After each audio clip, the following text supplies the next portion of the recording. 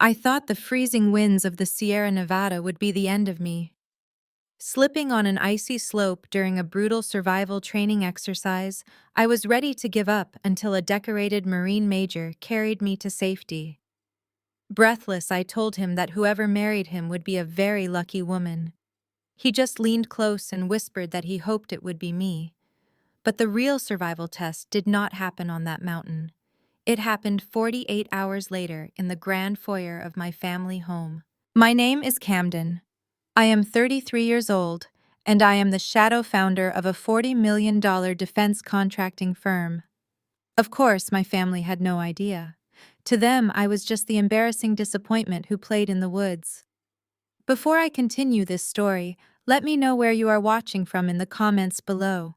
Hit like and subscribe if you have ever had to hide your success to survive toxic relatives. The drive to the Hamptons estate took longer than usual. My body ached from the brutal events of the weekend. My neck sported a fresh row of dark, jagged stitches, a stark reminder of the jagged rocks I had tumbled down. My muscles screamed with every movement, and my heavy boots felt like they were made of lead. I was utterly exhausted. I had received a text from my mother, Barbara, reminding me that attendance at the annual Thanksgiving dinner was mandatory. She did not ask how my trip was or how I was doing. She only sent the time I was expected to arrive. When I pulled my dusty SUV up to the sprawling manicured property, the contrast was almost comical. The driveway was lined with sleek European luxury cars, gleaming under the warm amber glow of the estate lights. I parked near the back, grabbed my duffel bag, and limped toward the massive front doors. I did not even get the chance to knock. The heavy oak door swung open violently, revealing my 62-year-old mother. Barbara was impeccably styled, her hair sprayed into a rigid helmet of perfection, wearing a designer dress that cost more than a reliable used car. A heavy string of pearls rested against her collarbone. She did not look at my pale face. She did not notice the blood seeping slightly through the bandage on my neck. She did not ask why I was holding my ribs. Instead, her eyes darted to my scuffed boots and my weather-beaten jacket. Her face contorted in absolute disgust. Without a word of greeting, she shoved a bundled-up piece of scratchy fabric directly into my chest. I caught it reflexively, wincing as the sudden movement pulled at my stitches. I shook the fabric out. It was a cheap black and white catering uniform, complete with an apron. I looked up at her, waiting for the punchline. There was none. Her eyes were as cold and unforgiving as the mountain ice I had just survived. "Put this on and use the service entrance," she hissed, keeping her voice low so the guests inside would not hear. "Terrence is entertaining Wall Street investors in the parlor. This is the most important night of his career. Do not embarrass your sister and her husband with your pathetic woodsman aesthetic. Get to the kitchen and help the staff pass out the appetizers." I stood there on the porch, the freezing wind whipping around us. For a brief second, the sheer absurdity of the situation almost made me laugh. I was pulling in 8-figure government contracts, employing hundreds of veterans, and building tactical equipment that kept soldiers alive in war zones.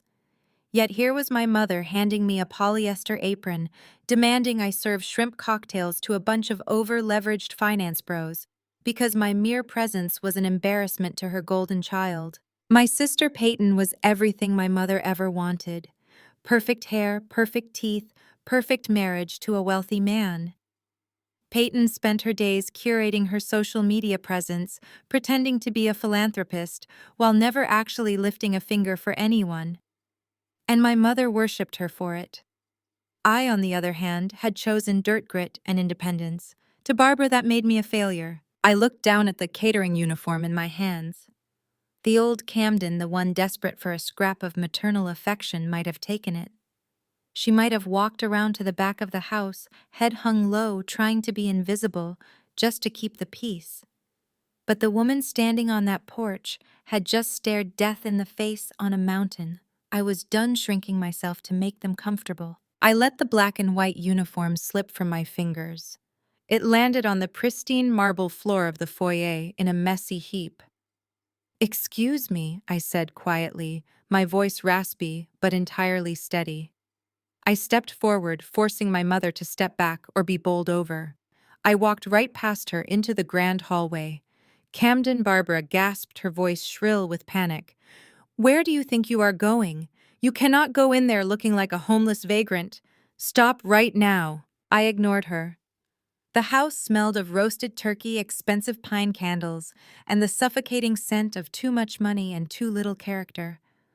I unzipped my heavy jacket, revealing a simple black turtleneck underneath. It was not couture, but it was clean. My boots left faint, dusty prints on the polished hardwood floors, and I felt a petty spike of satisfaction knowing Barbara would have a meltdown over the smudge. I turned the corner and entered the grand parlor. The room was packed with people trying entirely too hard to look important. Crystal glasses clinked, polite laughter bounced off the high ceilings, and a massive fireplace roared in the center of the room. It did not take long for the room to notice me. My rugged appearance was a stark contrast to the sea of silk and velvet. Conversations halted, stares burned into me. From across the room, Terrence spotted me. My brother-in-law was 34 years old, an African-American man who carried himself like he owned the entire eastern seaboard. He was wearing a bespoke Tom Ford suit that fit perfectly, holding a glass of scotch, surrounded by a group of older, wealthy-looking investors. When he saw me, his charismatic smile vanished, replaced by a deep, condescending smirk. He whispered something to his group, making them chuckle, and then strutted across the Persian rug toward me. "Well, look what the cat dragged out of the woods," Terrence said loudly, ensuring the nearest guests could hear. "I was wondering if you would actually show up, Camden. Or if you were going to spend Thanksgiving living in a tent again." I did not flinch. I just looked at him. I noticed the slight sweat on his forehead despite the cool room. I noticed the manic energy in his eyes. I knew things about Terrence that nobody else in this room knew. I knew his hedge fund was bleeding money. I knew he was desperately trying to secure a bailout.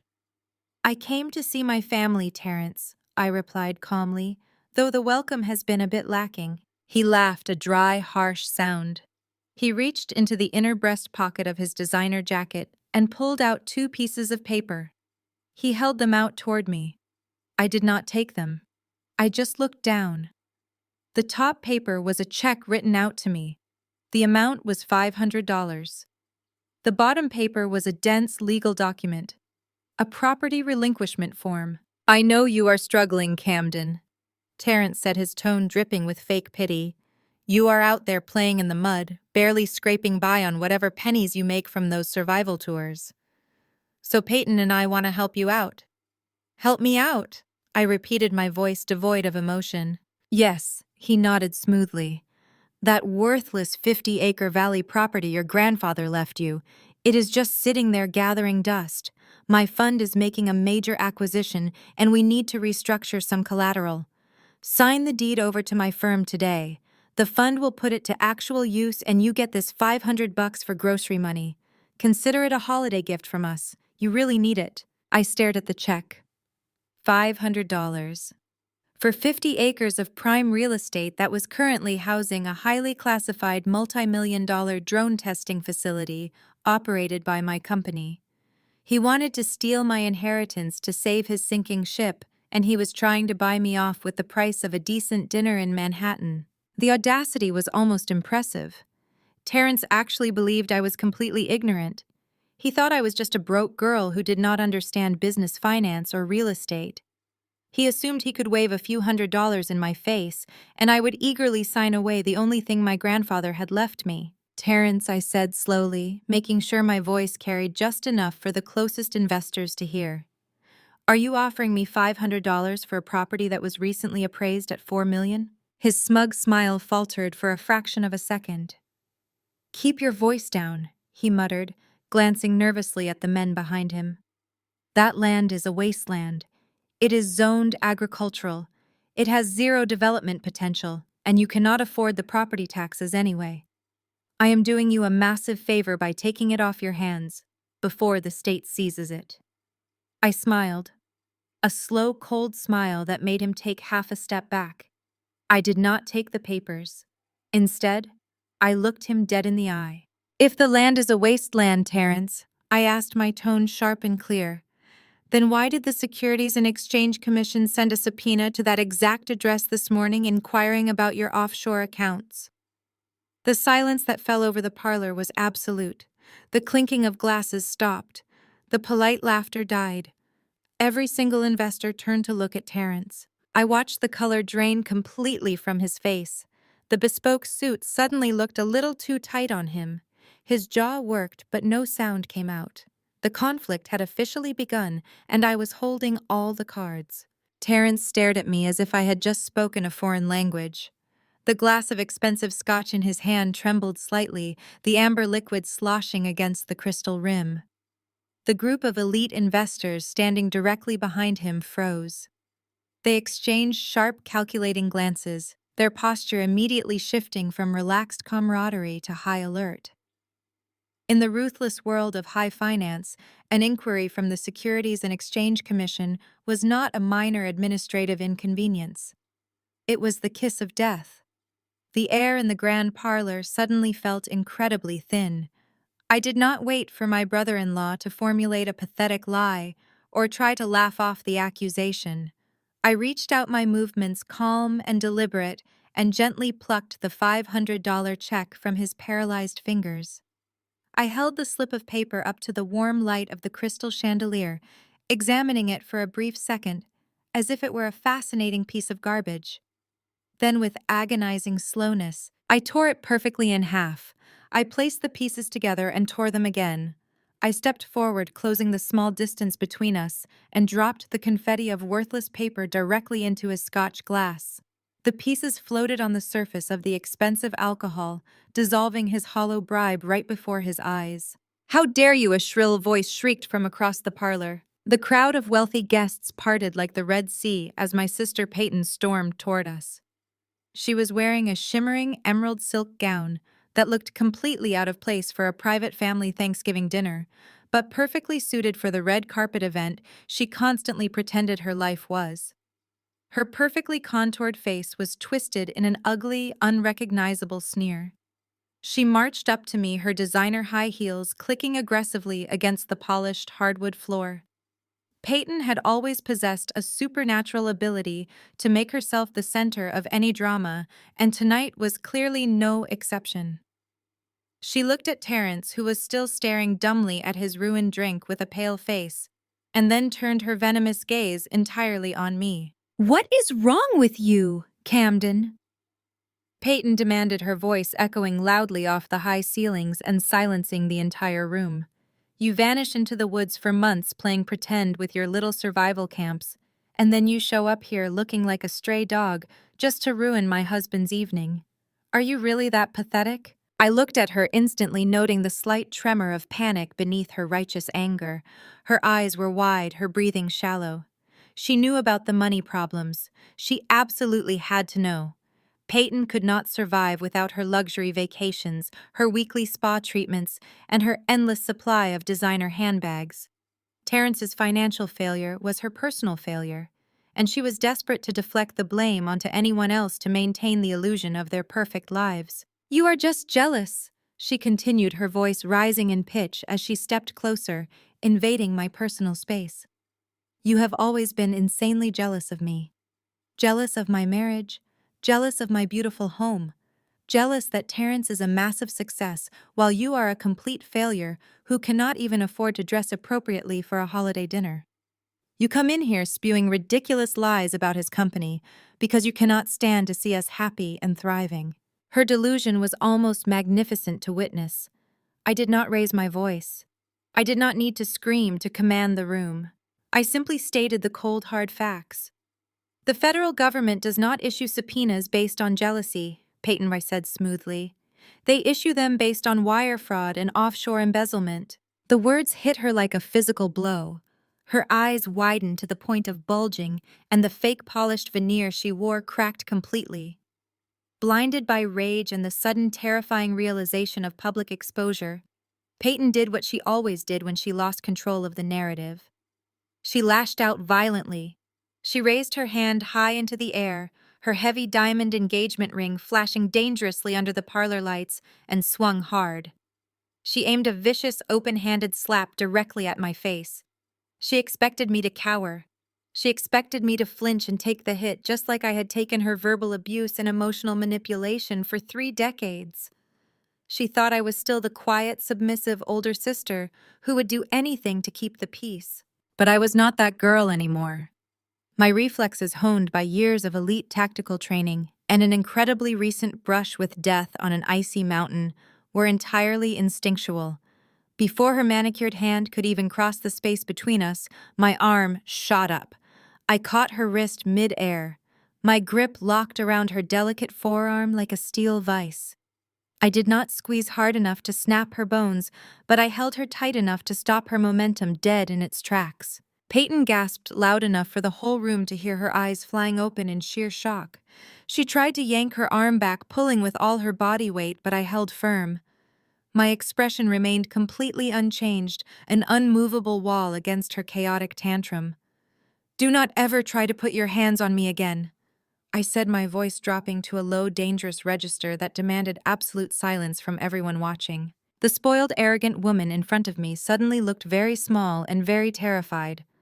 I released her wrist with a sharp flick of my hand, sending her stumbling backward in her heels until she crashed into Terrence's chest. The moment I dropped her arm, all hell broke loose. Peyton let out a theatrical sob, clutching her wrist against her chest, as if I had severed the limb entirely. Terrence wrapped his arm around her, glaring at me with genuine, unmasked hatred. Suddenly, my mother pushed her way to the front of the crowd. Barbara was shaking with absolute fury, her face a blotchy, unattractive red. "Camden," she screamed, her voice bordering on hysterical. "What is wrong with your sick mind? You attack your sister in my home, in front of our esteemed guests." "I did not attack her," I replied evenly, keeping my hands resting loosely at my sides. "I stopped her from attacking me. There is a significant difference." But Barbara did not care about the truth. She only cared about the optics, and right now the optics were disastrous. The wealthy investors were already inching toward the foyer, murmuring to each other in hushed tones. Their cell phones suddenly appeared in their hands as they undoubtedly began texting their risk management teams about Terrence's impending legal disaster. The bailout Terrence desperately needed was walking right out the front door. "You are a monster!" Barbara spat, pointing a trembling, manicured finger toward the front entrance of the estate. "We tried to help you.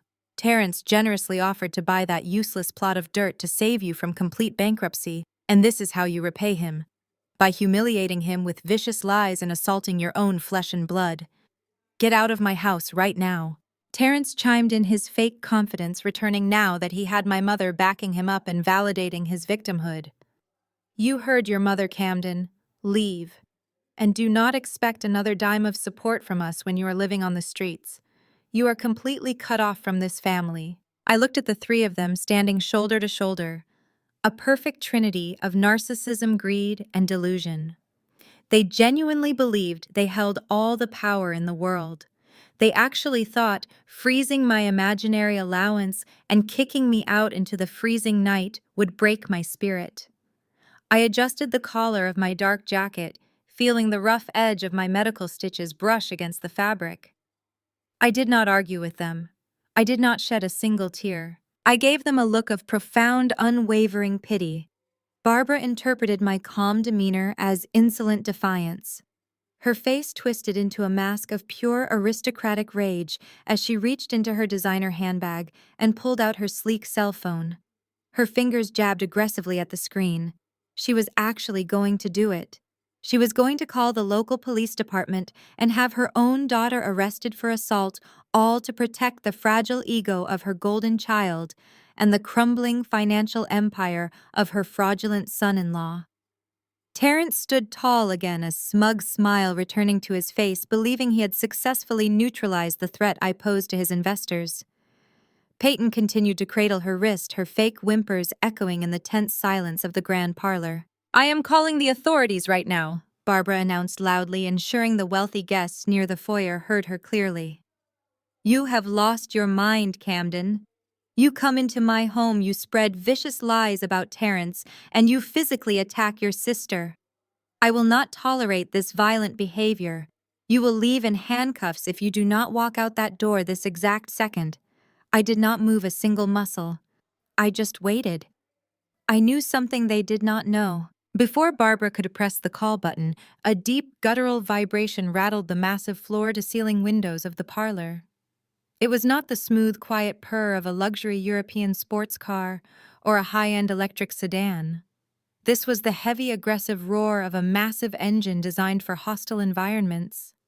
The sound of incredibly heavy tires crunching violently over the pristine gravel driveway echoed through the quiet estate. Brilliant, piercing white headlights swept across the front lawn, casting long, sharp shadows through the parlor windows and momentarily blinding the guests standing near the glass. The polite murmurs of the investors died instantly. Everyone turned toward the grand entrance. Terence frowned, his smug smile faltering as he stepped toward the window to see who was interrupting his crucial networking event. Outside, idling aggressively right at the base of the front steps, was a vehicle that looked like it had taken a wrong turn on its way to a war zone. It was a massive, heavily armored tactical SUV, painted in a matte black finish that seemed to absorb the light around it. It dwarfed every single Mercedes, Porsche, and Bentley parked in the driveway. The sheer intimidating presence of the vehicle was enough to silence the entire room. No one moved. No one spoke. The heavy engine continued to rumble, vibrating the crystal glasses resting on the tables inside. Then the heavy, reinforced door of the SUV swung open. Major Nolan stepped out into the freezing night air. He was 35 years old, standing well over 6 feet tall with broad shoulders that completely filled the frame of his military dress uniform. The dark fabric was immaculate, perfectly tailored to his athletic build. The gold buttons gleamed under the amber porch lights, and a vibrant row of military ribbons and medals rested proudly on his chest, a silent testament to a career built on real danger and genuine courage. His jaw was set in a hard, uncompromising line, and his dark eyes scanned the sprawling estate with the calculating precision of a man who evaluated every environment for potential threats. He did not look like a guest, he looked like an incoming storm. Nolan closed the heavy door of the SUV with a solid thud that echoed in the quiet air. He walked up the stone steps with a smooth, predatory grace, his polished dress shoes clicking rhythmically against the marble floor of the grand foyer. As he crossed the threshold and stepped into the parlor, the atmosphere in the room shifted entirely. The wealthy finance brokers and elite socialites unconsciously took a collective step back, making way for him. True power has a distinct gravity, and Nolan possessed it in abundance.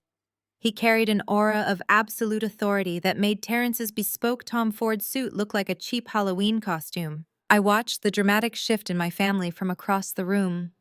Barbara slowly lowered her cell phone, her mouth falling slightly open in shock. She had spent her entire life evaluating people based on their social standing, and she was currently short-circuiting, trying to process the arrival of a highly decorated military officer at her private dinner party. Terrence looked completely bewildered, instinctively shrinking back from Nolan's imposing physical presence. But it was Peyton who had the most spectacular reaction. The moment Nolan walked through the door, the agonizing pain in Peyton's wrist miraculously vanished. Her theatrical sobbing stopped instantly. She dropped her arm back to her side, her posture straightening as she quickly wiped the fake tears from her perfectly contoured cheeks. Her eyes darted over Nolan, analyzing him with the speed and precision of a heat-seeking missile. She took in the broad shoulders, the handsome rugged face, and the immaculate uniform. But Peyton was a seasoned gold digger. She never evaluated a man based solely on his physical appearance. Her eyes quickly scanned past his military medals and locked directly onto his left wrist. Resting just below the cuff of his dark uniform sleeve was a watch. It was not a standard military-issue timepiece.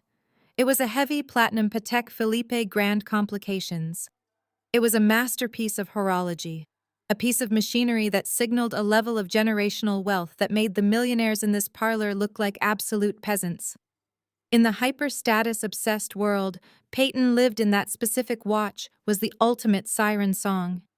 It meant the man wearing it was not just successful, he was untouchable.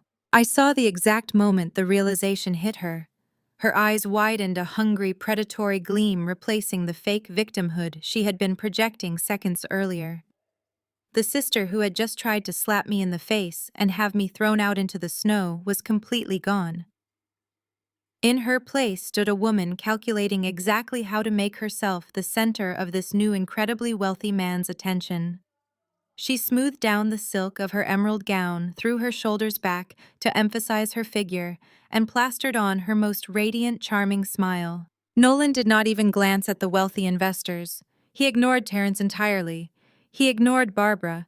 He simply scanned the crowd until his dark eyes found me standing near the fireplace. His hard expression instantly softened, a faint private smile touching the corners of his mouth. I stood my ground, watching the room hold its breath.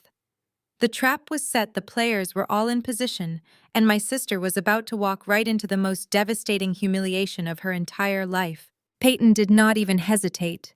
She completely ignored the heavy, suffocating silence that had fallen over the parlor following my revelation about Terrence and the federal subpoena. The terrifying reality of her husband facing criminal charges was instantly pushed aside by her overwhelming greed and insatiable need for attention. She saw a man dripping in elite generational wealth standing in her foyer, and her predatory instincts took over completely. She took a sharp step forward, intentionally throwing her shoulder into mine to shove me out of her way. I barely moved, standing my ground like a brick wall, but she practically threw herself toward the grand entrance anyway. She glided across the expensive Persian rug, her emerald silk gown swishing elegantly around her ankles, her posture suddenly radiating a manufactured elegance. She stopped just a few feet away from Nolan, tilting her head and batting her eyelashes in a display of fake innocence that actually made my stomach turn. "Good evening!"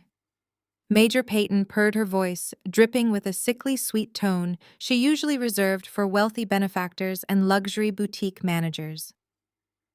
"I am Peyton. It is an absolute honor to welcome you to our home. We are so deeply grateful for your service. In fact, I am a massive supporter of our armed forces. I actually sponsor several elite military charity galas here in the Hamptons. We consider it our civic duty to give back to heroes like yourself." It took everything in my power not to laugh out loud at the absolute absurdity of her statement. The closest Peyton had ever come to military charity was buying a camouflage print designer handbag and complaining loudly that it clashed with her summer shoes. She had absolutely no idea what real service, true sacrifice, or duty meant. She was just throwing corporate buzzwords at Nolan, hoping one of them would stick and grant her access to that platinum watch on his wrist. Nolan did not smile. He did not extend his hand to greet her. He stood perfectly still with his hands clasped firmly behind his back, his posture rigid and commanding. He looked down at Peyton with the exact same cold, detached expression a seasoned predator might give an annoying insect buzzing around its head. His dark eyes scanned her face, registering the fake charm, and immediately categorizing her as a non-threat, but a severe nuisance. Completely oblivious to his icy reception, Peyton took another bold step closer, actively invading his personal space. She lowered her voice to a theatrical whisper, leaning in conspiratorially. But it was a loud, projected whisper. It was designed specifically so that I, my mother, and the wealthy Wall Street investors still lingering anxiously near the foyer could hear every single venomous word she spoke. "Please forgive the incredible tension in the room," Peyton murmured, casting a pathetic, sorrowful glance in my direction that deserved an Academy Award. "You walked into a bit of a private family tragedy. That woman standing over there is my older sister Camden. I know she looks absolutely feral right now, but you have to understand she is deeply, deeply unwell. She suffers from severe mental instability. We try to keep her out of the public eye for her own safety, but tonight she simply wandered in off the street." I watched the investors exchange relieved glances. If the rugged, angry sister was simply having a schizophrenic episode, then maybe the horrifying claim about a federal subpoena was just a hallucination. Terrence immediately capitalized on the narrative. He let out a heavy, dramatic sigh, shaking his head and adjusting his bespoke jacket to look like the weary, generous patriarch burdened by a crazy relative. Barbara nodded solemnly from the background, dabbing the corner of her dry eye with a cocktail napkin. Peyton pressed a hand to her chest, continuing her absolute character assassination. My husband Terrence is an absolute saint. He practically funds her entire existence out of his own pocket. We pay for her housing, her groceries, her medical care. We even tried to offer her a substantial financial gift tonight to help her get back on her feet. And instead of saying thank you, she had a complete psychotic break. She started screaming violent delusional lies about Terrence and his highly successful hedge fund. It is just heartbreaking what mental illness can do to a person. I kept my eyes locked directly on Nolan. I saw the thick muscle in his square jaw clench so tightly I thought his teeth might shatter. I saw the dark, dangerous storm brewing rapidly in his eyes. Nolan despised liars. But more than anything, he despised people who used fake philanthropy and false victimhood as a social shield. To hear this vapid, greedy woman stand in front of him and viciously slander the woman he loved was pushing his legendary military discipline to its absolute breaking point. He shifted his weight, his broad chest expanding as he drew in a sharp breath. The heavy gold buttons of his dress uniform gleamed under the chandelier. He was preparing to verbally annihilate her right there in the foyer. He was ready to announce exactly who I was, to expose my massive defense contracting empire, and to crush Terrence into dust. But I caught his eye over the top of Peyton's blonde hair. I gave him a fraction of a head shake. A silent, imperceptible command. Hold your fire. Do not engage. Let her keep talking. Let her build this house of lies so incredibly high that when the foundation finally collapses, there will be absolutely nothing left of her social standing. Exposing the truth now in a messy living room argument was not enough. I wanted them to fall from the highest possible peak. Nolan read the command instantly. The tension in his massive shoulders remained, but he swallowed the harsh reprimand he was about to deliver. He simply stared down at Peyton, his face transforming into an unreadable mask of carved stone. Peyton, utterly blinded by her own narcissism, mistook his silence for sympathetic agreement. She smiled brightly, feeling entirely emboldened by her perceived success. She reached out with her manicured hand, her heavy diamond ring flashing in the light, and attempted to rest her fingers intimately against the dark fabric of his decorated uniform sleeve. "It is just so exhausting carrying the burden for this family," she cooed, looking up at him through her lashes. "But I would love to step away from all this toxic drama. Perhaps I could fix you a drink in the library, Major. I would love to hear all about your heroic deployment." The moment her polished fingertips brushed his sleeve, Nolan moved.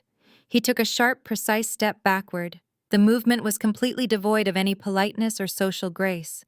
It was a tactical retreat from a hazardous substance. Peyton's hand hung awkwardly in the empty air.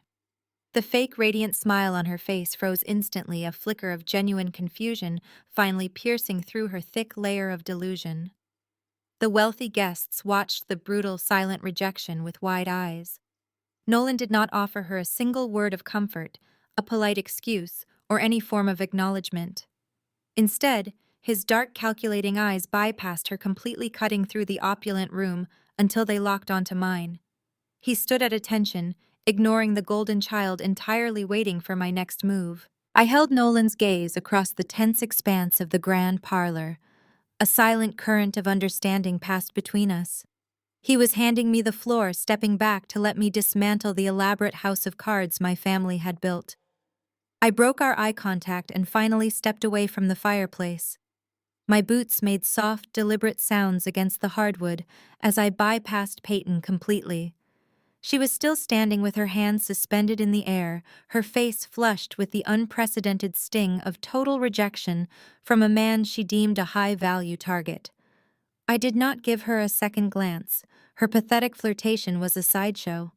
The real target was the man currently sweating through his designer suit. I stopped directly in front of Terrence. The group of wealthy Wall Street investors who had previously been inching toward the foyer to escape my supposed psychotic break now hesitated. The sheer terrifying confidence in my posture anchored them to the floor.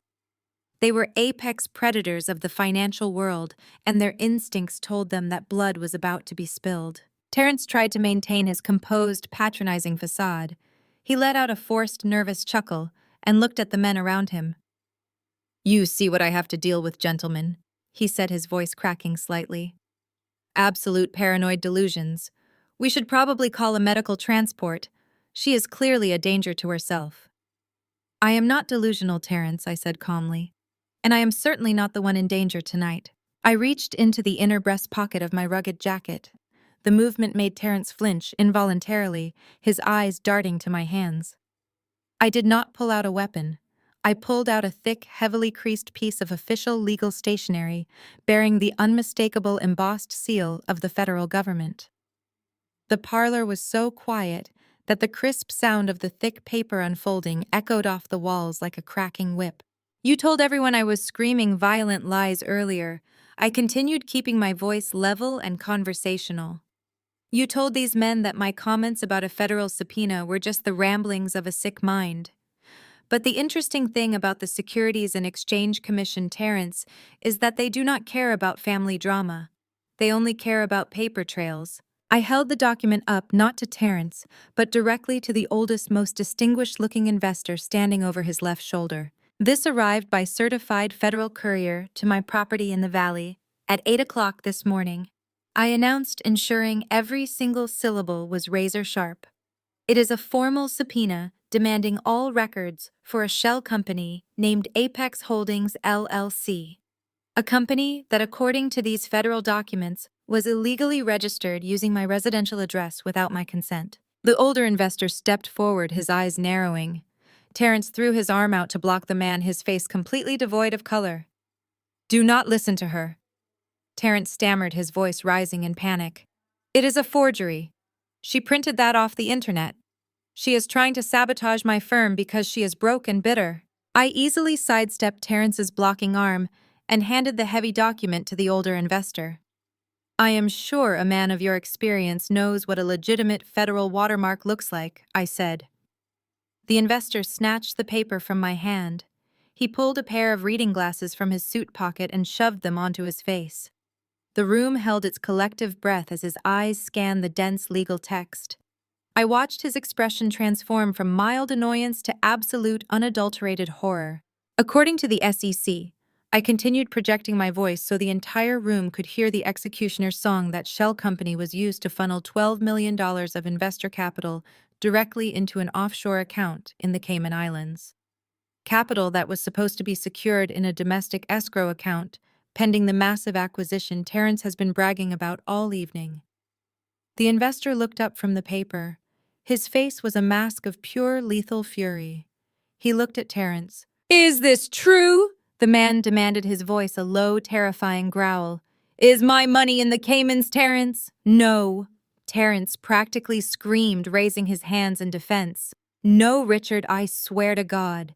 It is a temporary restructuring move. It is a completely legal tax mitigation strategy. I have it all under control. I just needed to leverage the Valley property to balance the books for the quarterly audit." He had just confessed. In his blind panic, he had admitted to the offshore transfer and his desperate attempt to steal my inheritance to cover his tracks. The parlor erupted into absolute chaos. The polite veneer of high society completely shattered. The group of investors swarmed Terence, shouting profanities that clashed violently with the elegant surroundings. Men in expensive suits were aggressively poking Terence in the chest, demanding their money back, threatening to call their legal teams, the FBI, and the media. Glasses were slammed down on tables, spilling expensive scotch across the pristine Persian rugs. Barbara pushed her way into the center of the chaotic circle, her face pale with shock. "Gentlemen, please," she begged, her voice trembling. "This is a private home. This is Thanksgiving. Terence is a good man. He is a brilliant financier. There must be some sort of clerical error." "A clerical error?" Richard roared, turning his wrath on my mother. "Your son-in-law just admitted to hiding $12 million of our money. He is a criminal. And if you are defending him, Barbara, I will ensure your entire family is dragged into the federal indictment." Barbara recoiled as if she had been physically struck. She looked at Terence, searching for the confident, arrogant finance genius she had always worshipped. But Terence was gone. In his place was a sweating, trembling coward, desperately trying to back away from the men he had defrauded. Peyton, finally recovering from Nolan's brutal rejection, ran over and grabbed Terence's arm. "Tell them they are wrong, Terence," she cried out. her voice shrill and desperate. "Tell them you have the money. We just bought the new boat. Tell them we are fine." Her words only poured gasoline on the fire. The investors heard the word boat and completely lost their minds. They realized their investments were funding Peyton's luxurious lifestyle, while their portfolios were bleeding dry. The shouting grew louder, more aggressive. The panic was absolute and irreversible. Terrence's career, his firm, and his false reputation were burning to the ground right in the middle of my mother's perfect holiday party. I stood a few feet away, completely untouched by the screaming and the chaos. I had not raised my voice. I had not thrown a single punch. I had simply handed them the truth, and the truth had destroyed them. Terrence suddenly ripped his arm away from Peyton and turned his manic gaze back to me. His eyes were wide with a feral, cornered desperation. The charming facade was completely gone, replaced by the ugly reality of a man who knew he was going to prison. He blamed me. In his twisted, narcissistic mind, I was the villain for exposing his crimes, not him for committing them. He took a violent step toward me, his hands curling into tight fists. He was ready to strike the person who had finally pulled the curtain back on his pathetic fraud. "You ruined everything," he snarled, saliva flying from his lips. "You worthless piece of trash! I am going to destroy you!" He lunged forward. His hands, usually so perfectly manicured and soft from a life of pushing paper and stealing money, clawed blindly toward my throat. But he never even made it within striking distance. Richard, the older investor, who had just read the federal subpoena, grabbed the back of Terrence's bespoke collar and yanked him backward with surprising, violent strength. Another investor quickly stepped in, shoving Terrence hard in the chest to keep him pinned. They were not acting out of a noble desire to protect me from physical harm. They were protecting their $12 million, and keeping the prime suspect from committing another felony was simply good business. Terrence stumbled awkwardly backward, his expensive leather shoes slipping on the spilled scotch covering the floor, and crashed heavily into an antique side table. A massive crystal vase shattered against the hardwood, the sharp explosive sound cutting through the shouting like a gunshot. Terrence scrambled desperately to his feet, his silk tie askew his chest, heaving with exertion and pure unfiltered panic. He looked exactly like a cornered rat. He pointed a trembling, desperate finger at me, his face twisted in a mask of pure hatred. "She is lying," he screamed, his voice cracking into a pathetic, high-pitched squeal that stripped away every ounce of his carefully cultivated Wall Street charm. "She forged that federal document. She is a jealous, bitter loser who wants to ruin my life because she has absolutely nothing of her own. Do not listen to her, gentlemen. I am a financial genius. I am the victim here. She is just trying to extort us." The investors were not buying a single word of his frantic, hollow defense. They closed in around him like sharks smelling fresh blood in the water, their faces hard and unforgiving. But before they could completely devour him, Barbara threw herself directly into the center of the fray. She shoved her way past the furious, shouting millionaires and positioned herself firmly in front of her fraudulent son-in-law. She spread her arms wide, as if she were shielding a precious innocent child from a merciless firing squad. Her perfectly sprayed, rigid hair was finally coming undone from the physical exertion, loose blonde strands sticking to her sweaty forehead, ruining her immaculate country club aesthetic. She turned her furious, manic gaze completely upon me. In her warped, status-obsessed mind, Terrence stealing millions of dollars was merely a minor indiscretion, a simple temporary financial misunderstanding that could easily be smoothed over with a polite apology and a fresh round of expensive cocktails. But my deliberate act of exposing his crimes in front of high society was an unforgivable sin. I had shattered the pristine illusion of her perfect, wealthy family, and for that single action, I had to be eradicated entirely. "You are a disgusting monster," Camden Barbara shrieked, her voice echoing shrilly off the high vaulted ceilings of the parlor. "You come into my beautiful home completely uninvited, dressed like a filthy homeless vagrant, and you deliberately orchestrate this vicious, calculated attack on your sister's husband. You are incredibly toxic. You have always been the toxic rot in this family. I have spent my entire adult life trying to fix you, trying to mold you into someone respectable and worthy of our name, but you are completely rotten to the very core. I stood perfectly still, maintaining my relaxed posture, silently watching the woman who gave birth to me completely unravel before my eyes. She took an aggressive step toward me, her eyes wild with a terrifying mixture of anger and desperate denial. "Get out of my house this instant," she commanded, her voice shaking violently with rage. "Get out right now and never come back. You are no longer my daughter. You are completely dead to me. And do not think for one single second that you can come crawling back here crying when you finally realize you cannot survive out there on your own. I am cutting you off completely. I am calling the private bank right now and canceling every single credit card in your name. I am permanently stopping the monthly allowance. I will ensure you do not get a single dime of family money ever again.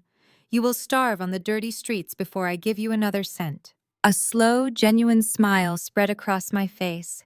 It was not a smile of malice, but of profound, liberating amusement.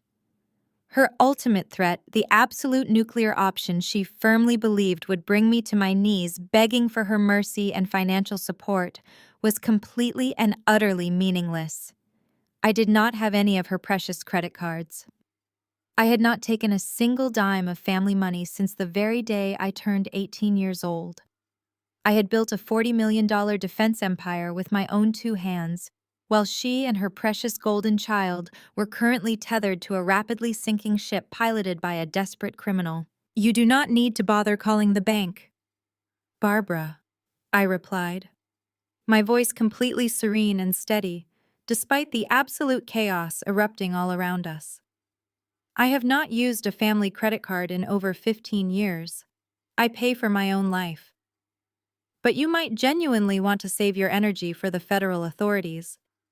They tend to aggressively frown upon family members who help hide stolen corporate assets." I did not wait for her to respond. I did not need to hear another word. The look of utter blank confusion that briefly flashed across her angry face was all the closure I would ever need. I turned my back on her completely. I turned my back on Terrence, who was now backed tightly into a corner, sobbing pathetically as the investors aggressively demanded his immediate resignation. I turned my back on Peyton, who was sitting rigidly on a velvet sofa, staring blankly at the wall, as the horrifying reality of her impending poverty finally crashed down upon her shoulders. I walked slowly and deliberately through the grand parlor, my heavy boots crunching loudly over the broken crystal of the shattered vase. The remaining guests immediately stepped aside, parting from me in complete stunned silence. No one tried to stop my exit. No one dared to say a single word.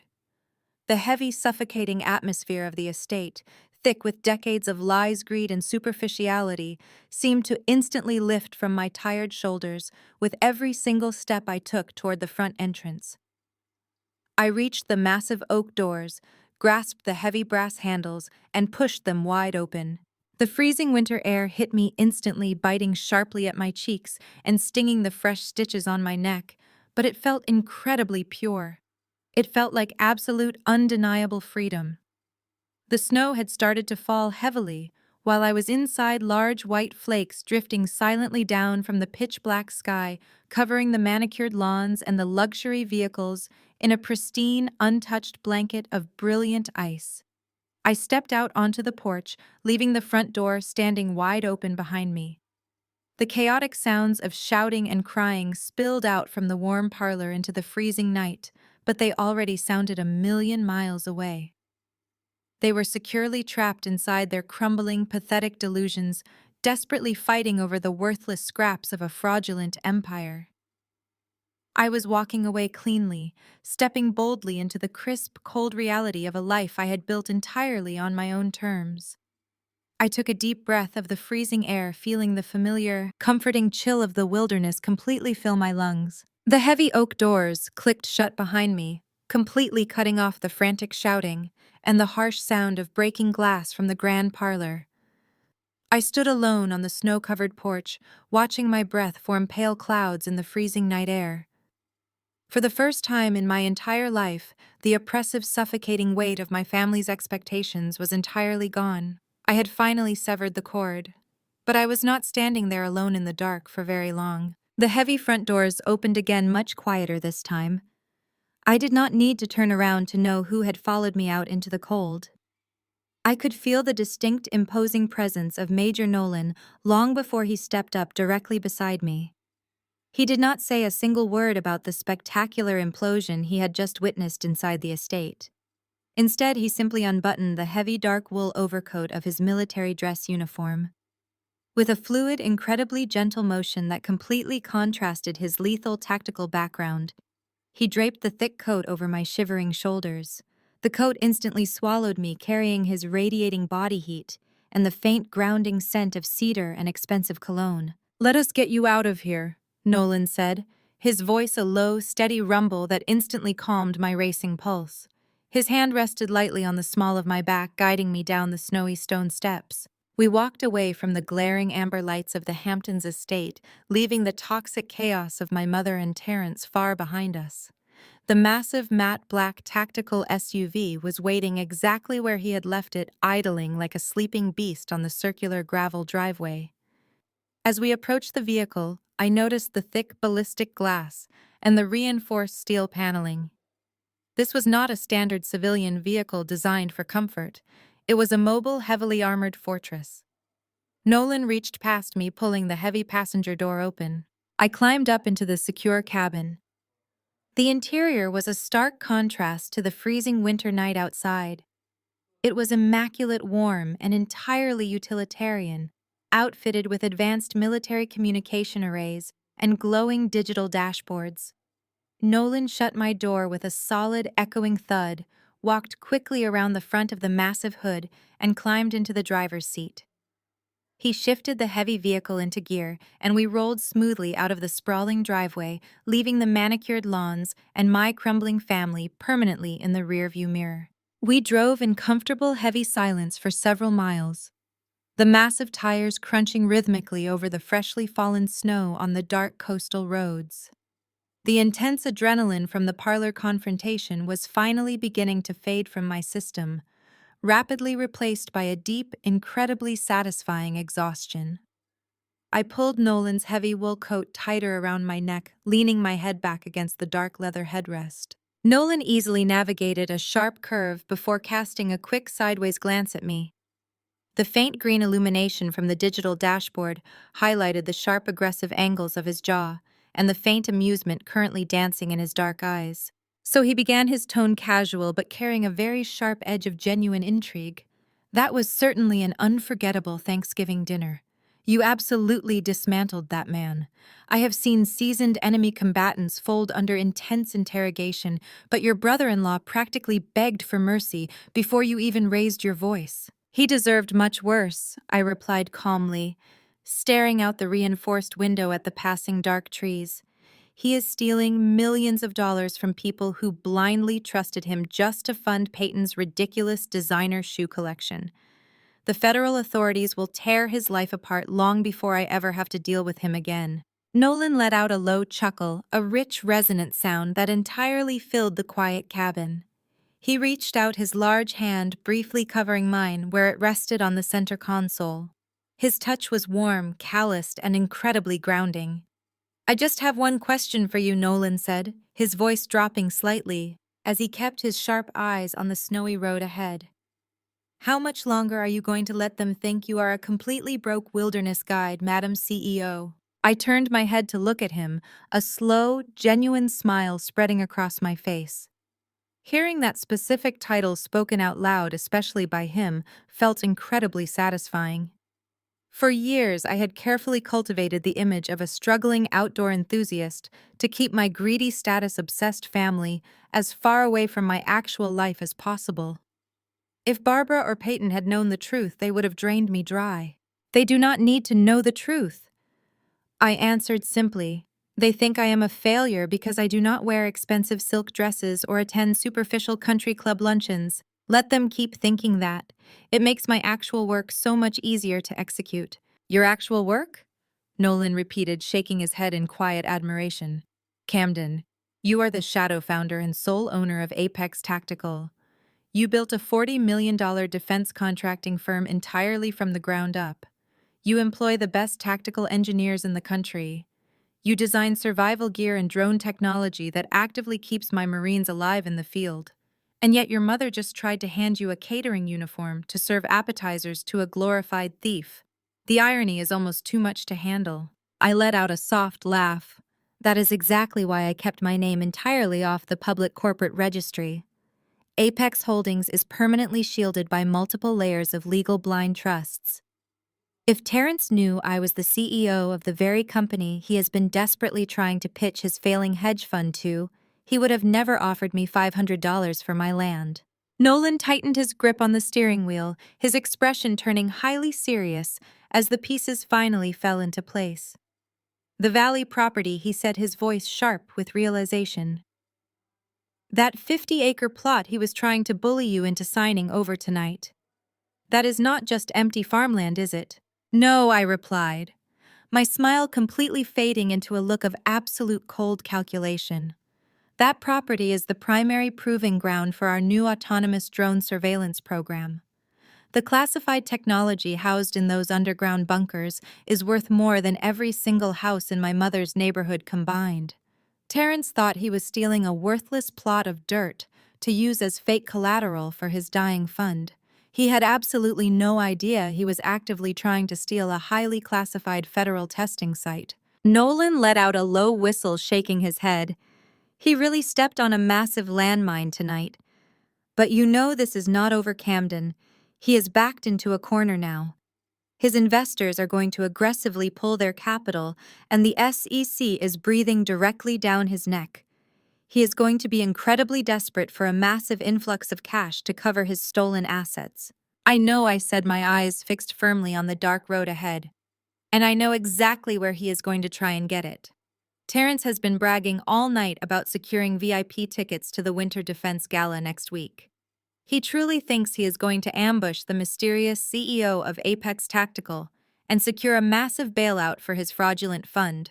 Nolan looked at me, a highly dangerous, predatory smile perfectly matching my own. And what exactly is the CEO of Apex Tactical going to do when he makes his desperate pitch? I leaned back in the heavy seat, pulling his military coat tighter around my shoulders. I am going to let him pitch, I said softly. I am going to let him dig his grave so incredibly deep that he will never see the sun again. The rest of the drive into Manhattan passed in comfortable, focused silence. We left the winding coastal roads behind, merging onto the highway, into the heart of the city. The glowing skyline of New York rose in the distance, a sprawling grid of ambition that felt much more like home than that stifling estate ever did. Nolan navigated the armored vehicle through late-night traffic with effortless precision. We crossed the bridge tires humming against the pavement and descended into the towering concrete canyons of the financial district. My residence was not listed on any public registry. It sat at the very top of a sleek glass tower in Tribeca, completely insulated from the noise below. Nolan guided the SUV down a discreet, unmarked ramp into the subterranean parking garage. A massive steel security gate rolled open instantly as the vehicle's encrypted transponder pinged the building's automated defense system. We parked in a private, heavily monitored bay, reserved exclusively for the penthouse. I stepped out into the climate-controlled garage, the sharp echo of my boots bouncing off the concrete. Nolan followed closely, his military coat still draped securely over my shoulders. We walked toward the private elevator bank.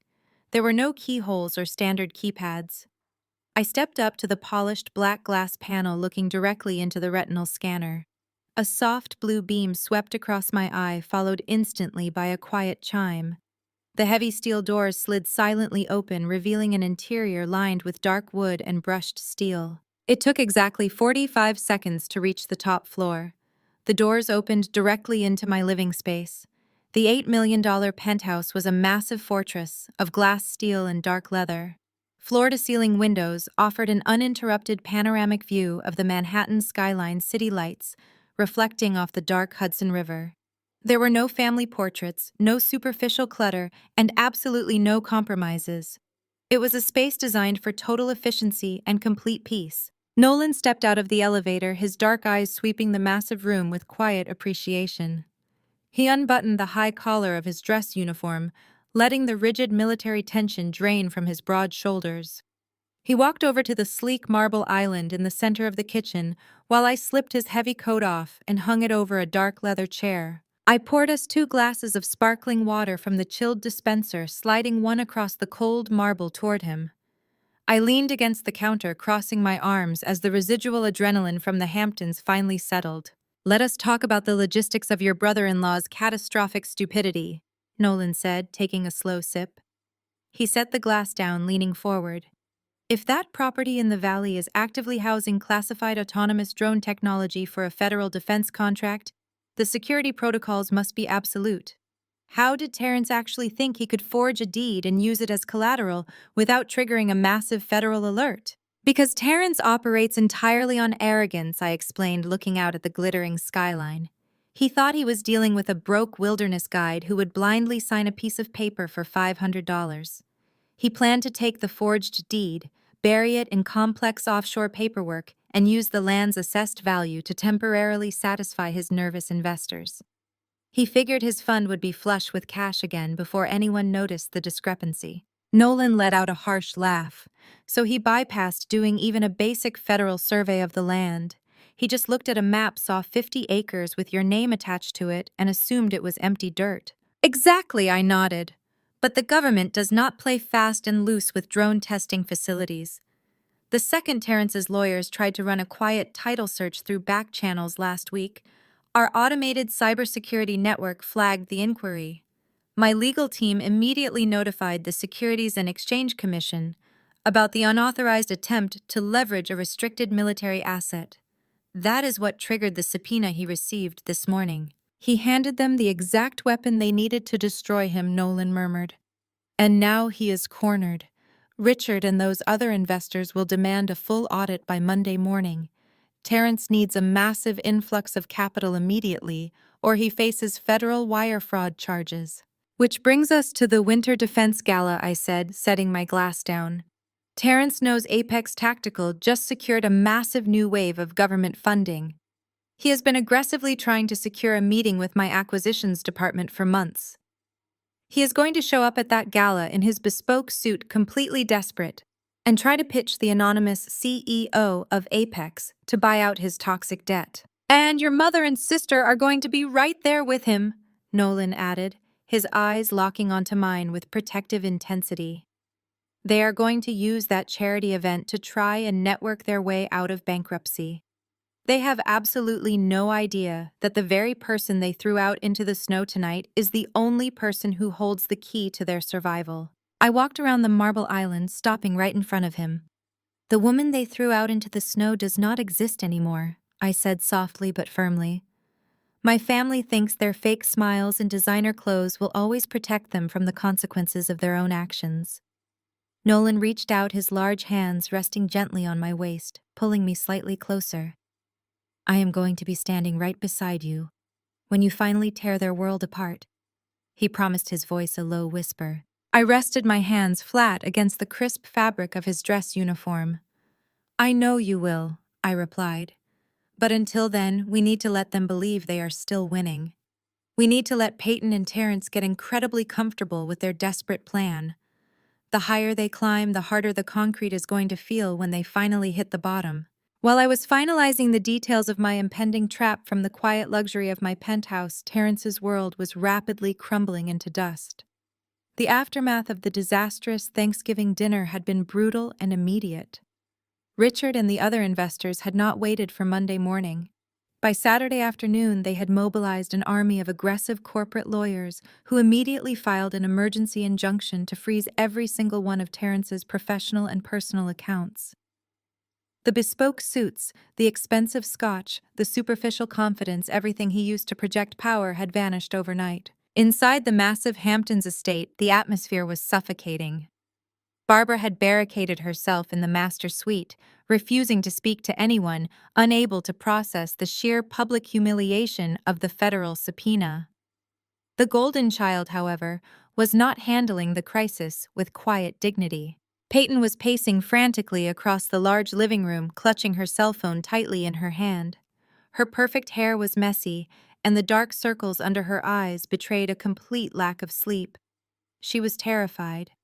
Not for her husband's impending legal trouble, but for the very real threat to her luxurious lifestyle.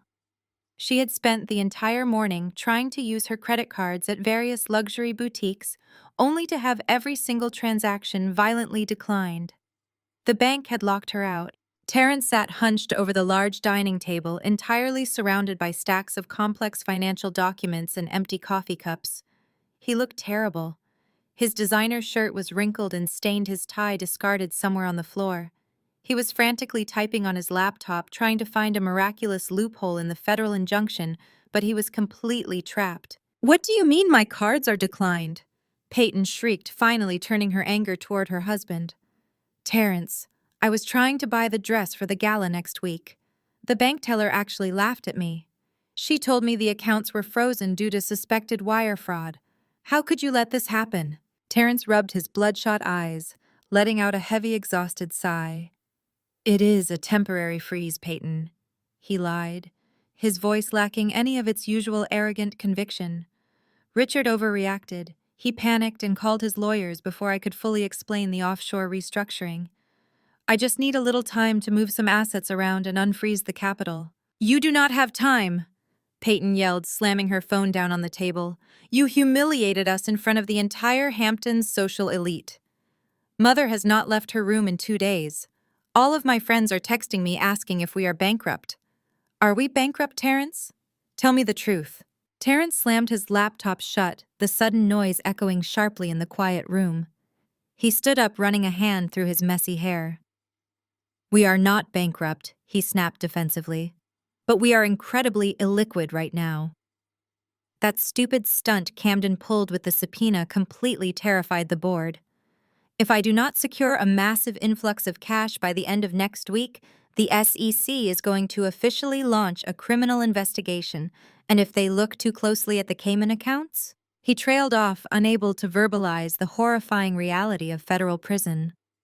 Peyton stared at him, her chest heaving as the full weight of the situation finally crashed down on her. "You told me the Valley property would fix this," she said, her voice trembling slightly. "You said you just needed Camden to sign that piece of paper and everything would be fine. Why did you not just forge her signature?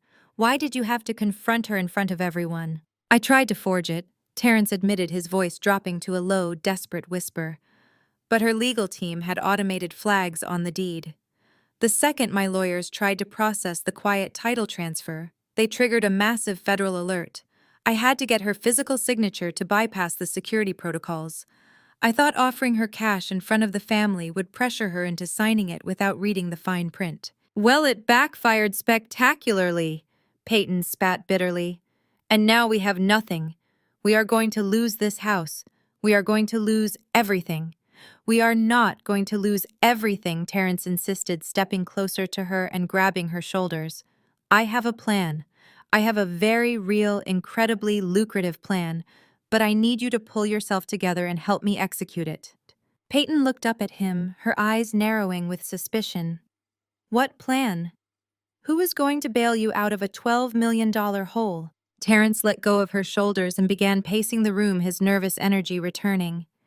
"Apex Tactical," he said, his eyes gleaming with desperate hope.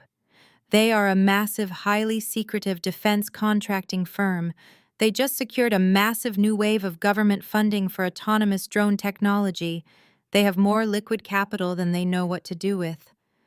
I have been aggressively trying to secure a meeting with their acquisitions department for 6 months." "And why would a massive defense contractor want to bail out a failing hedge fund?" Peyton asked, entirely unconvinced. "Because I can offer them something they desperately need," Terrence explained, his voice speeding up as he pitched his delusion. "Tax mitigation. Apex is making so much money right now that their federal tax burden is going to be astronomical. If they buy my distressed debt, they can write off the massive losses against their corporate taxes. It is a classic corporate restructuring move. It saves them millions in taxes, and it immediately injects enough cash into my fund to pay off Richard and the other investors. It solves everyone's problems instantly." Peyton crossed her arms, analyzing the plan. "Okay," she said slowly. "So call them. Set up a meeting." "I cannot just call them," Terrence groaned in frustration. Their CEO is completely anonymous. They operate entirely through layers of legal blind trusts. Nobody knows who actually runs the company. But I do know that the CEO will be attending the Winter Defense Gala at the Waldorf Astoria next week. It is their biggest industry event of the year. The gala. Peyton repeated, a spark of hope finally returning to her eyes. The gala where I just tried to buy a dress. Yes. Terrence nodded eagerly. We have VIP tickets. We are going to that gala, Peyton. We are going to use every single connection we have to find out who the CEO of Apex Tactical is, and I am going to pitch them this buyout face to face. It is our only way out. If I can secure this deal, the SEC investigation will disappear. Richard will get his money back and we will be back on top. Peyton stood up a little straighter, the prospect of returning to her wealthy status instantly overriding her fear. She reached out and grabbed Terrence's hands. We are going to that gala, she agreed firmly. And we are going to find this CEO. I will charm whoever I have to. We are not losing this life, Terrence. They stood there in the messy dining room, fully committing to their desperate, fraudulent plan. They were entirely convinced that their superficial charm and aggressive networking could save them from the consequences of their massive financial crimes. They believed the anonymous CEO of Apex Tactical was just another wealthy mark they could easily manipulate to secure their survival. They had absolutely no idea that the CEO they were so desperate to find was the very woman they had just thrown out into the freezing snow. They had no idea that their brilliant plan to save themselves was exactly the trap I had set to destroy them. They were enthusiastically walking straight into a financial guillotine, and I was going to be the one to pull the lever. While Terrence was obsessing over his gala pitch, Peyton was playing an entirely different game. Her mind kept drifting back to the grand foyer on Thanksgiving night. Specifically, it drifted back to the heavy platinum watch on Major Nolan's wrist. Peyton had spent her entire adult life analyzing wealth. She knew the precise difference between a man who leased a flashy sports car to look rich and a man who quietly owned the entire dealership. Terrence was rapidly proving to be the former. But Nolan radiated a quiet, untouchable power that absolutely fascinated her. With her husband facing federal prison and her luxury credit cards violently declined, Peyton decided she needed a backup plan. A much wealthier backup plan. Sitting alone in her heavily mortgaged Hamptons living room, she opened her sleek laptop. She bypassed her usual social media feeds and logged into a premium background check service she kept strictly hidden from Terrence. She typed in Nolan's full name and military rank. She expected to find a solid military pension, maybe a nice house in the suburbs. What she found completely stopped the breath in her lungs. Nolan was not just a decorated Marine. He was the sole male heir to the largest military logistics empire on the East Coast. His family controlled a massive global supply chain that moved defense equipment across continents. They did not deal in mere millions. They dealt in billions. The extensive background report listed multiple private estates, a fleet of corporate jets, and a family trust fund that made Terrence's failing hedge fund look like a child's plastic piggy bank. Peyton stared at the glowing screen, her heart hammering violently against her ribs. Greed, pure and unadulterated, instantly washed over her. She realized in that exact moment that Terrence was a rapidly sinking ship and she had absolutely no intention of drowning with him. Nolan was a mega yacht. If she could somehow position herself beside the billionaire major, she would never have to worry about a declined credit card, a frozen bank account, or a federal subpoena ever again. She could shed Terrence and the impending financial scandal completely. But there was one massive obstacle standing in her way. Me. In Peyton's twisted reality, I was just a broke, manipulative wilderness guide who had somehow managed to trick a wealthy billionaire into feeling sorry for me. She convinced herself that Nolan was simply a charitable man who had fallen victim to my pathetic sob stories. Therefore, she reasoned it was her absolute moral duty to rescue him from my deceptive clutches. Peyton immediately went to work. She spent the next 4 hours digitally fabricating a highly damaging dossier against me. She used basic editing software to carefully alter dates and names on old public documents. She created fake eviction notices, claiming I had been thrown out of multiple apartments for failing to pay rent. She drafted fake unpaid medical bills from a psychiatric facility, leaning heavily into the vicious lie she had told Nolan about my mental instability. She even went as far as creating a completely fake police report detailing a long history of me extorting wealthy men for money. Once her masterpiece of character assassination was complete, she needed to securely deliver it. Finding his contact information was surprisingly easy for someone who spent her entire life networking. She called a military charity organizer she occasionally bought tables from, pretending she wanted to offer a massive anonymous donation in Nolan's name, and managed to secure his private cell phone number. She sat on her velvet sofa, carefully crafting the perfect text message. She needed to sound exactly like the deeply concerned sister who was only trying to protect a national hero from a dangerous predator. "Major Nolan, this is Peyton," she typed, her thumbs flying across the illuminated screen.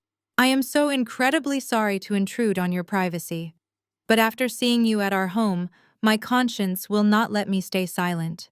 Camden is a very dangerous woman. She is a known con artist who specifically targets wealthy men to fund her lifestyle.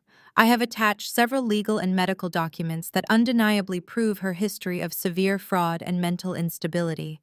Please, for your own safety and reputation, cut all ties with her immediately. I would love to meet you for a coffee in the city tomorrow to explain everything properly. I just want to help you." She hit send securely, attaching the fabricated PDF files. She smiled to herself, entirely confident that the billionaire would be disgusted by the evidence, permanently block my number, and immediately fall into her waiting arms. She believed her manipulation was absolutely flawless. 50 miles away, safely inside the secure walls of my Tribeca penthouse, I was sitting on the dark leather sofa, reviewing the latest drone schematics. Nolan was sitting right beside me, reviewing a highly classified logistics route on his encrypted military tablet. Suddenly, his private cell phone buzzed loudly on the glass coffee table. He picked it up briefly, glancing at the unknown number. His dark eyebrows furrowed slightly as he opened the lengthy message. I watched his expression shift from mild confusion to utter profound disgust. He did not reply to her. He did not even flinch. Without saying a single word, he simply tapped the screen twice and forwarded the entire message along with the attached documents directly to my phone. My phone chimed. I opened the message and read my sister's desperate, venomous words. I opened the attachments, looking at the fake eviction notices and the poorly forged psychiatric evaluations. I could not help it. I threw my head back and let out a loud, genuine laugh. "She actually thinks you are a naive victim," I said, handing my phone back to him so we could closely look at the fake police report together. "She is aggressively trying to steal you right out from under me, just to save herself from complete bankruptcy." Nolan wrapped his strong arm around my shoulders, pulling me close against his chest. He looked at the forged documents and shook his head, a cold, dangerous smile forming on his lips. "She just handed us definitive written proof of criminal forgery and attempted extortion," he noted quietly. I looked out at the glowing Manhattan skyline, my mind incredibly sharp and entirely focused on the endgame. "Yes, she did," I replied smoothly. "Peyton is completely out of control. And at the Winter Defense Gala next week, we are going to let her put the final nail in her own financial coffin." For the next 48 hours, Peyton stared at her cell phone screen with obsessive intensity. She expected a rapid response from Nolan. She anticipated a text expressing shocked gratitude and a desperate plea to meet her for coffee so she could comfort him. But the screen remained completely blank. No texts, no missed calls. Absolute radio silence. In Peyton's hyper-inflated ego, being ignored was a fate far worse than being actively hated. It meant she was irrelevant. And to a woman whose entire existence revolved around being the center of attention, irrelevance was entirely unacceptable. She paced the length of her heavily mortgaged living room, her perfectly manicured nails biting into her palms. The silence from the billionaire major was not just a romantic rejection. It was a massive threat to her survival plan. If Nolan was not going to instantly drop me and fall into her lap, she needed to force his hand.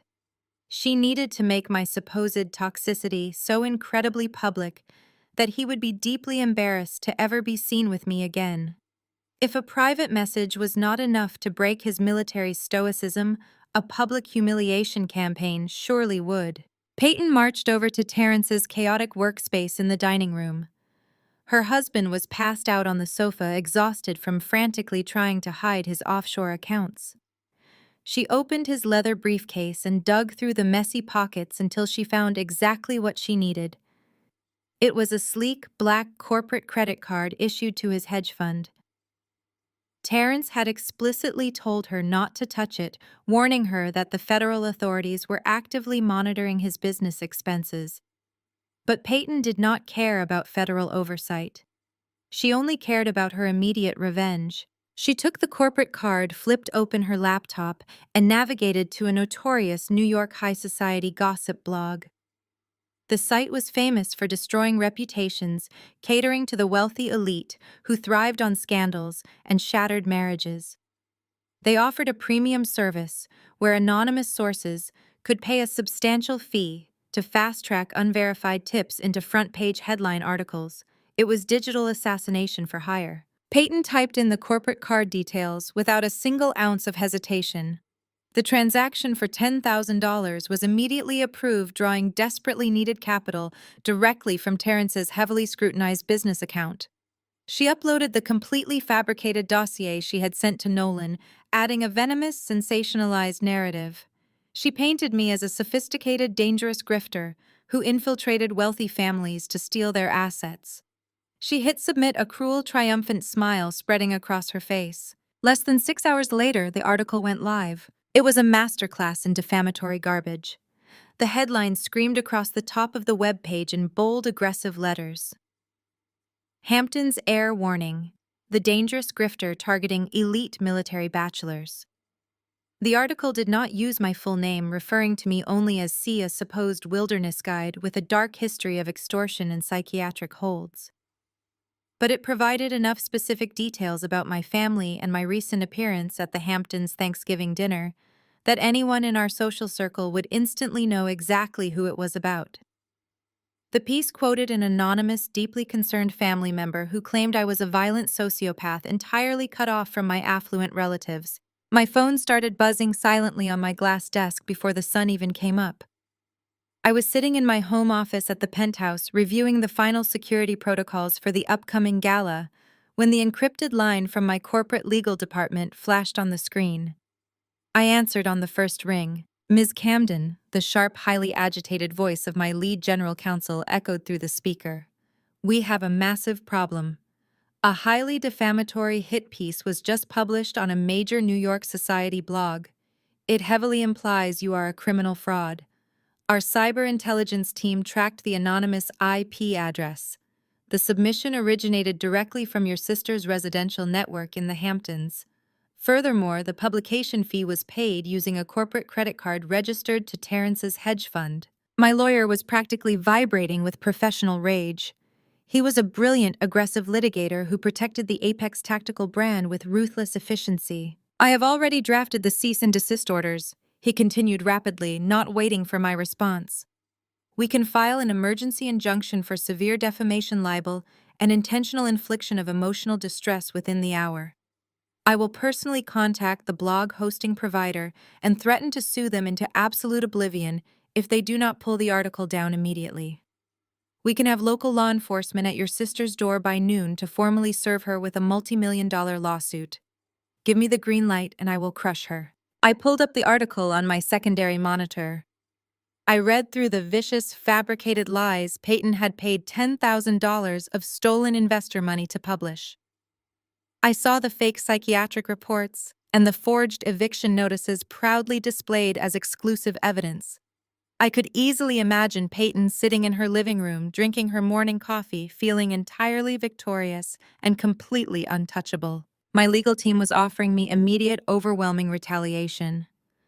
I could snap my fingers and have my corporate lawyers descend upon her like a pack of starving wolves. It would be entirely justified and incredibly swift. No, I said, my voice completely calm and devoid of anger. There was a stunned silence on the other end of the encrypted line. Excuse me, my lead counsel asked, clearly confused. Ms. Camden, this article is highly damaging. If any of our government defense partners see this, it could raise unnecessary questions about your character prior to the upcoming contract renewals. We need to neutralize this threat instantly. We are not going to neutralize it, I instructed, leaning back in my dark leather chair. I want you to leave the article exactly where it is. Do not contact the blog. Do not send a single cease and desist letter. Do not alert my sister or her husband that we are even aware of its existence. But why, he asked, struggling to understand my total lack of defensive action. She is actively dragging your name through the mud using stolen corporate funds. Because right now she is only digging a small hole, I explained smoothly. If you sue her today, she will panic, claim she was hacked, and try to backpedal. I do not want her to backpedal. I want her to feel incredibly confident. I want her to believe her little smear campaign was an absolute flawless success. Let her share the article. Let her spread the rumors. Let her dig her grave so incredibly deep that when the dirt finally caves in, she will never be able to climb out. I paused, letting the cold strategy sink into my lawyer's analytical mind. Document everything I ordered sharply. Preserve the IP logs. Secure the transaction records linking the payment to Terrence's fraudulent fund. Build the defamation case, but keep it entirely sealed.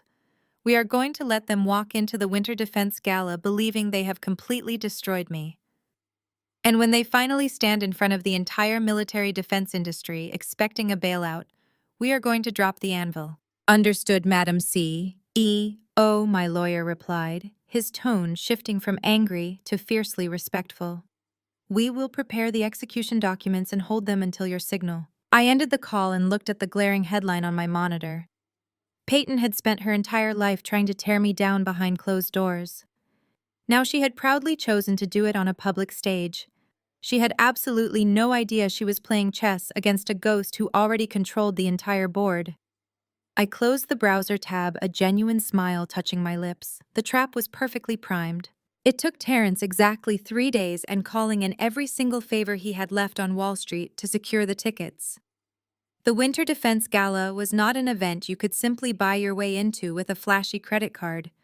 It was an exclusive, highly secured gathering of top military contractors, high-ranking government officials, and elite tech innovators, held annually at the Waldorf Astoria.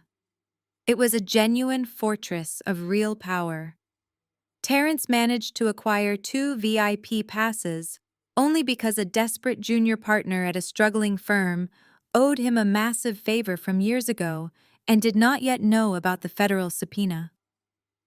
When the heavy gold-embossed envelopes finally arrived at the Hamptons estate, Terrence and Peyton treated them like winning lottery tickets. They actually believed these pieces of heavy cardstock were their guaranteed salvation. Peyton immediately went into overdrive. Despite her frozen bank accounts and plummeting social credit, she somehow managed to manipulate a luxury boutique manager into loaning her an incredibly expensive designer gown, promising immediate payment by the end of the week. She spent hours coordinating her hair and makeup, preparing to play the role of the devoted, supportive wife of a financial genius. She genuinely thought she was going to walk into a room full of seasoned federal defense contractors and casually charm a multi-million-dollar corporate bailout out of a completely anonymous CEO. She even had the defamatory hit piece article printed out and tucked into her designer clutch, fully intending to use it as a conversation starter to prove to wealthy strangers how much she despised fraudulent people. The absolute irony of her delusion was staggering. Terrence was no better. He spent his days pacing the floors, rehearsing his desperate pitch in the mirror. He practiced his firm handshakes and his confident smiles, trying to force his trembling hands to remain steady. He had meticulously calculated exactly how much of his toxic debt Apex Tactical needed to absorb to save him from federal prison. He viewed the anonymous CEO of my company as a faceless, naive bank vault that he could easily crack open with some aggressive corporate jargon.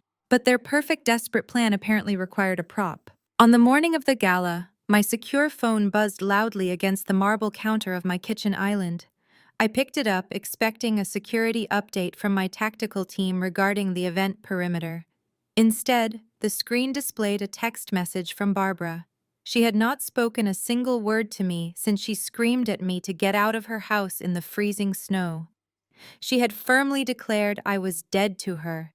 Yet here she was, sliding back into my inbox with the arrogant entitlement of a queen addressing a peasant.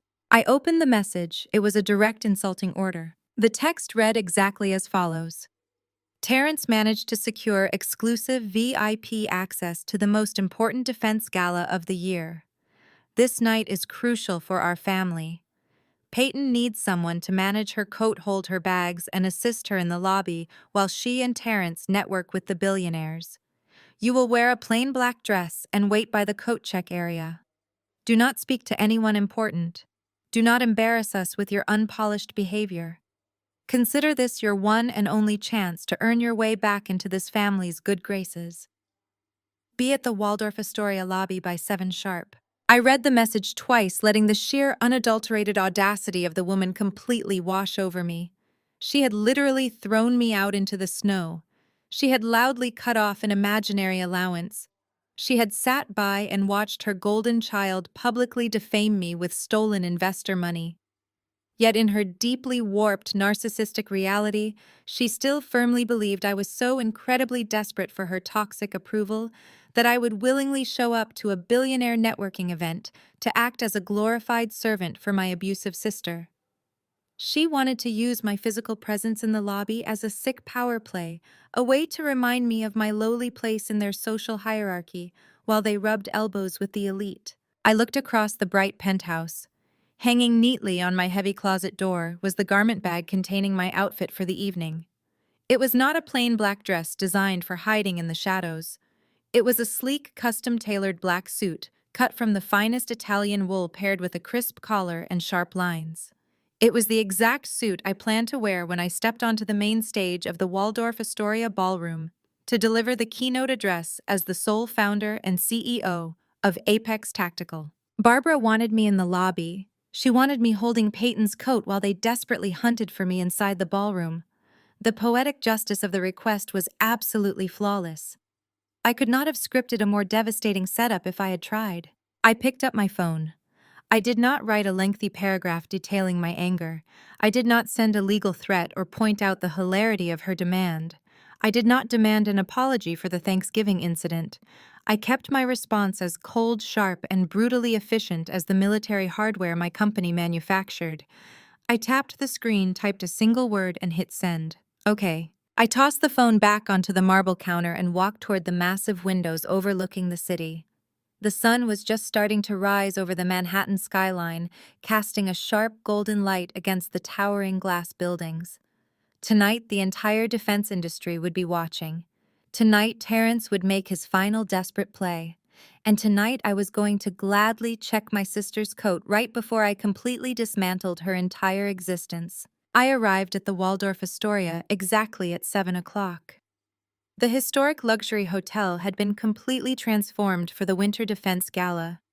The entire block was cordoned off by heavy police presence, and the flashing lights of press cameras illuminated the freezing New York night. Black government vehicles and armored sedans lined the street, dropping off the most powerful defense contractors, 4-star generals, and federal lawmakers in the country. Security was incredibly tight. My private tactical team had already swept the perimeter and secured the ballroom hours ago, but to the naked eye, I was just a woman walking through the revolving brass doors entirely alone. I did not wear a rented ball gown. I did not wear flashy jewels. I stepped into the sprawling gilded lobby, wearing a custom-tailored black suit cut from the finest Italian wool.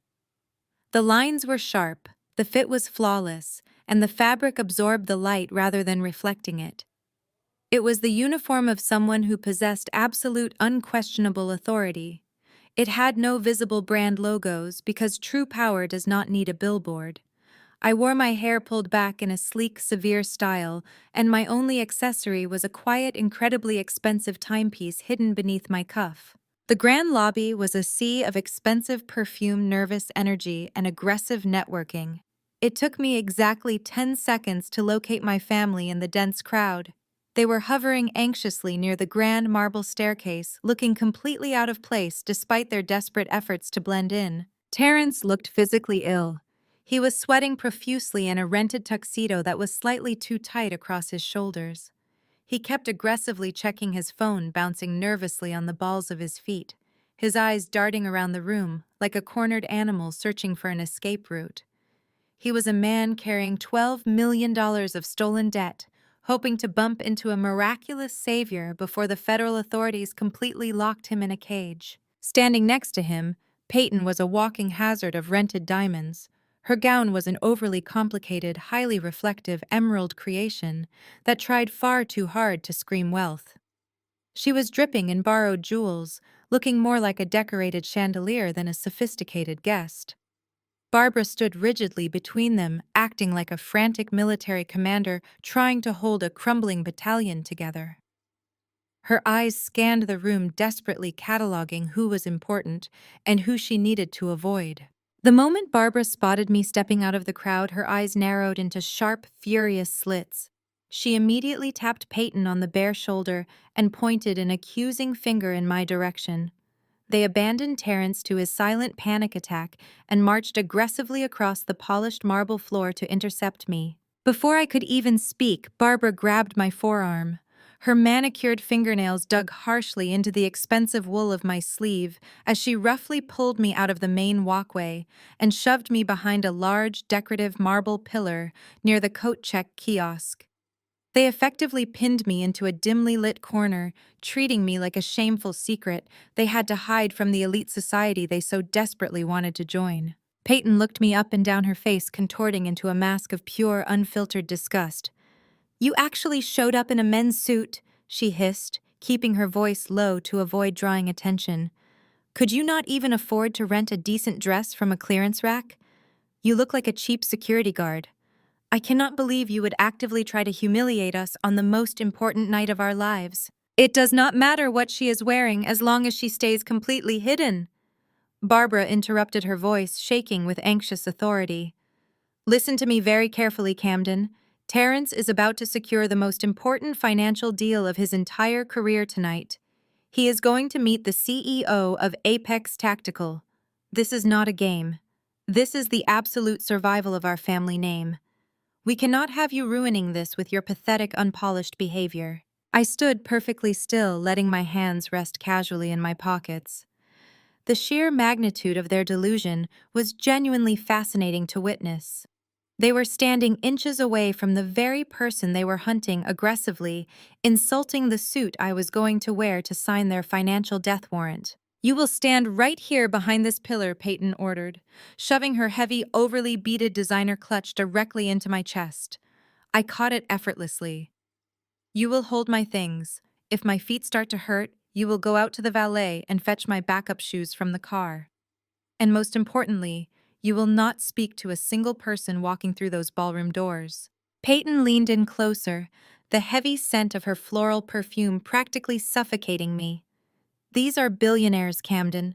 These are federal contractors and military elite.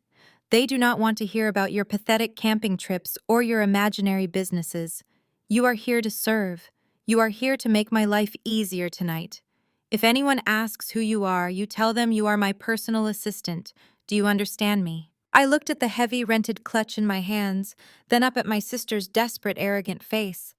I thought about the hit piece article she had paid $10,000 to publish just 2 days ago. I thought about Terence sweating through his rented tuxedo across the room. They had absolutely no leverage, no money, and no future yet. They still clung violently to the illusion of superiority. "I understand perfectly," I replied, my voice a smooth, cold whisper. "I will hold your bag right here." "Good," Barbara snapped, adjusting the pearls around her neck. "Stay out of sight." They turned in unison, completely satisfied that they had successfully put the feral dog back in its cage. They strutted back toward the grand staircase, preparing to launch their desperate networking campaign. I leaned back against the cool marble pillar, holding the beaded clutch, and allowed a genuine razor-sharp smile to finally cross my face. I was entirely ready to play the coat checker. I was entirely ready to be invisible. because in just a few moments the invisible woman was going to step into the absolute center of the spotlight. I leaned back against the cold marble pillar, completely hidden from the main flow of traffic, and watched the grand lobby of the Waldorf Astoria fill with the most powerful people in the country. Men in impeccable tuxedos and women in stunning designer gowns flowed through the revolving doors, greeting each other with practiced smiles and aggressive handshakes. It was a fascinating ecosystem of wealth and influence.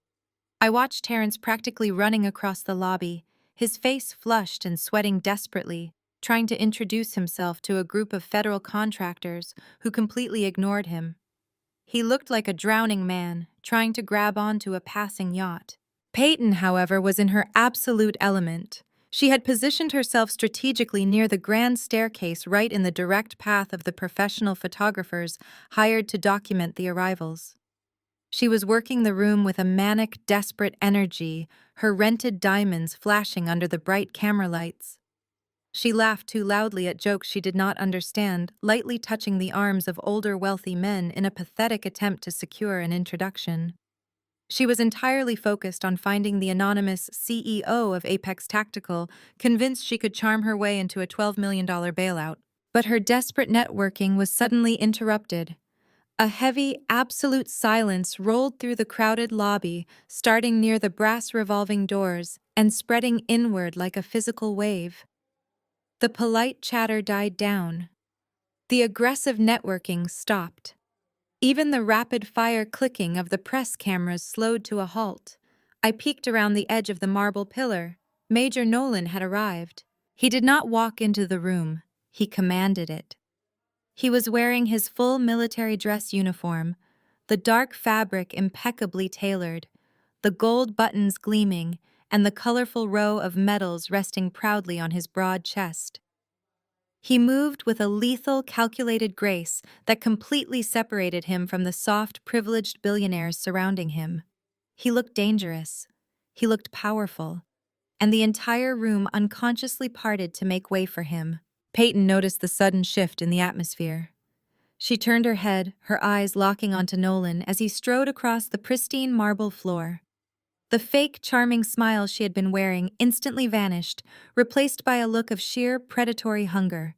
This was exactly the moment she had been desperately waiting for. She firmly believed that the vicious hit piece article she had published had successfully destroyed my reputation. She was entirely convinced that Nolan was walking into this gala completely fully enlightened about my supposed criminal nature and entirely ready to be comforted by the beautiful, deeply concerned sister who had tried to warn him. She quickly smoothed down the front of her emerald gown, threw her shoulders back to emphasize her figure, and stepped directly into his path. She positioned herself right in front of the bank of professional photographers, ensuring her impending triumph would be permanently captured on film. She raised her hand, her heavy diamond ring flashing, preparing to offer him a comforting, intimate greeting. Major Nolan Peyton called out, her voice dripping with a sickly, sweet manufactured concern. "I am so incredibly relieved to see you here tonight. I was hoping we could speak privately about—" She never finished the sentence. Nolan did not slow his pace. He did not break his stride. He did not offer her a polite nod, a tight smile, or even a brief flicker of recognition. He looked straight ahead, his dark eyes completely focused on a target across the room, and walked right past her. He moved so closely to her that the heavy wool of his uniform brushed against the delicate silk of her rented gown, but it was an entirely dismissive contact. It was the physical equivalent of walking past a completely uninteresting piece of furniture. Peyton's extended hand hung awkwardly in the empty air. Her mouth was slightly open, the words dying in her throat. The professional photographers who had raised their cameras expecting a glamorous interaction between the decorated military hero and the striking blonde woman slowly lowered their lenses in uncomfortable silence. Several high society wives standing nearby turned their heads, trying to hide their amused, judgmental whispers behind delicate champagne flutes. It was a brutal, completely public rejection.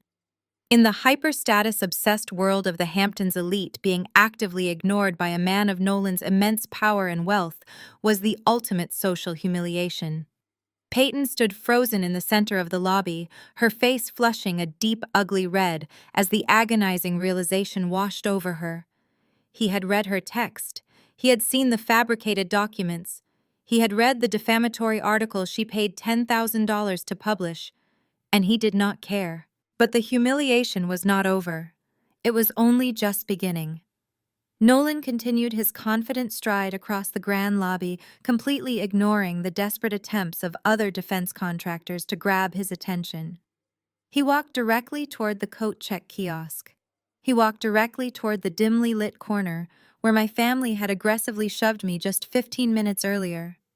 I stepped out from behind the marble pillar, holding Peyton's heavy beaded clutch loosely in my hand. Nolan stopped right in front of me. The hard, uncompromising lines of his face instantly softened. The dark, dangerous storm in his eyes completely vanished, replaced by a look of absolute, undeniable devotion. He did not care about the severe black suit I was wearing. He did not care that I was standing next to a rack of heavy winter coats. He only cared that I was there. "You look incredible, Madam CEO," he murmured, his voice a low, intimate rumble that sent a sudden warm shiver down my spine. I tossed Peyton's rented clutch onto the counter of the coat check kiosk, completely abandoning it. "I feel incredible, Major," I replied, a genuine smile touching my lips. Nolan did not ask permission. He reached out his large, warm hand, settling firmly and protectively onto the small of my back. He leaned in close, pressing a soft, lingering kiss against my temple, right above the faint, fading scar from the mountain. It was a deeply personal, incredibly intimate gesture that completely shattered any lingering doubts about where his loyalties lay. I turned my head slightly, looking back toward the grand staircase. Peyton was still standing exactly where Nolan had left her. She was staring directly at us, her eyes wide with absolute, unadulterated horror. She watched the billionaire Major, the man she had desperately tried to steal, wrap his arm protectively around the sister she had spent her entire life trying to destroy. She watched him look at me with a level of respect and adoration she had never experienced in her entire life. The heavy rented diamonds around her neck suddenly looked incredibly cheap. The emerald gown looked pathetic. Her entire carefully constructed reality was rapidly crumbling around her. She had spent $10,000 of stolen money to ruin my reputation, and instead she was forced to stand in front of the most powerful people in the country and watch me claim the exact prize she desperately wanted. Nolan's hand rested warmly on my lower back. "Are you ready to go inside and completely end this?" he asked quietly, his eyes fixed on the heavy brass doors leading into the main ballroom. I looked at Terrence, who was still sweating and panicking across the room, completely unaware of his wife's public humiliation. I looked at Barbara, who was staring at me from the staircase with a look of utter blank confusion. "I am more than ready," I said smoothly. "Let us go secure a bailout." The heavy brass doors swung inward, revealing the breathtaking expanse of the Waldorf Astoria's main ballroom. It was a flawless fortress of extreme wealth and global military influence. Massive crystal chandeliers cast a brilliant, warm light over hundreds of round tables draped in heavy black velvet. Men in sharp, bespoke tuxedos and highly decorated military uniforms mingled with women in elegant evening gowns. The air hummed with the electric sound of high-stakes negotiations and billion-dollar federal contracts being quietly forged over glasses of vintage champagne. I walked right beside Nolan, feeling the warm, grounding weight of his hand still resting on the small of my back. We did not linger near the entrance or the general admission tables. We walked with absolute, undeniable purpose, heading straight for the ultra-exclusive VIP investor enclave, positioned right beneath the main stage. This was the inner sanctum. It was an area restricted entirely to 4-star generals, top-tier federal officials, and the absolute elite of the defense contracting world. It was also exactly where Terrence had aggressively planted himself. I spotted him instantly. He was hovering near a roped-off section of tables reserved exclusively for Apex tactical executives. His rented tuxedo looked even cheaper under the bright, unforgiving ballroom lights. He was practically vibrating with frantic, desperate energy, clutching a dark leather portfolio tightly against his chest. He was scanning the room with wide, manic eyes, desperately searching for anyone who looked like they might be the anonymous CEO he needed to save his miserable life. He did not see me immediately. He was too busy trying to corner a passing Washington defense lobbyist who was actively ignoring him. But as Nolan and I crossed the invisible threshold into the VIP section, the heavy, imposing presence of the billionaire major naturally drew the attention of the surrounding crowd. Elite conversations paused, heads turned, and Terrence finally looked our way. The rapid sequence of emotions that flashed across his sweating face was genuinely comical to witness. First, he registered Nolan, his eyes widening with a flicker of hopeful recognition, perhaps thinking the major was his golden ticket to an introduction. Then his gaze shifted slightly to the left, and he finally registered the woman walking beside him. Me. The color completely drained from his face, leaving his skin a sickly ashen gray. His jaw literally dropped. For a split second, I could see the absolute terror pooling in his eyes. In his paranoid, guilty mind, there was only one logical reason for me to be inside this highly secured ballroom. He firmly believed I had somehow managed to sneak past the perimeter specifically to sabotage his meeting and loudly expose his $12 million fraud to the entire defense industry before he could secure his bailout. The terror quickly mutated into blind, irrational rage. He completely forgot about the elite company surrounding him. He forgot about maintaining a professional corporate facade. He dropped his leather portfolio onto a nearby cocktail table and aggressively stormed toward us. "What are you doing in here?" Terrence hissed, his voice trembling with absolute fury as he forcibly inserted himself directly into our path. He completely ignored Nolan, focusing all his manic, terrified aggression entirely on me. "How did you get past the lobby? I told Barbara to keep you hidden by the coats. You are going to ruin everything I have worked for." I stopped walking. I did not step back. I looked at him with the exact same mild curiosity I might reserve for a struggling insect caught in a web. "I am exactly where I need to be, Terrence," I replied smoothly. "You are trespassing." He snapped, his voice rising in volume, drawing the irritated stares of several high-ranking military officials standing nearby. "This is a highly restricted VIP zone. You do not belong here. You do not have the clearance, you do not have the money, and you certainly do not have an invitation." He pointed a shaking finger at the lapel of my custom black suit. "Where is your badge, Camden? Everyone in this section is required to wear a verified biometric lanyard. You do not have one because you sneaked in. You are trying to sabotage my firm again because you are a bitter, jealous failure." I did not wear a lanyard. I did not need a piece of plastic to verify my identity in a room I had personally paid to secure. But Terrence was far too blinded by his own panic to realize the absolute absurdity of his accusations. He looked around wildly, realizing that my mere presence was drawing the attention of the very people he was desperately trying to impress. He decided to take the nuclear option. He decided to play the public victim of a dangerous intruder. Terrence threw his arm up in the air and frantically signaled toward the perimeter of the VIP section.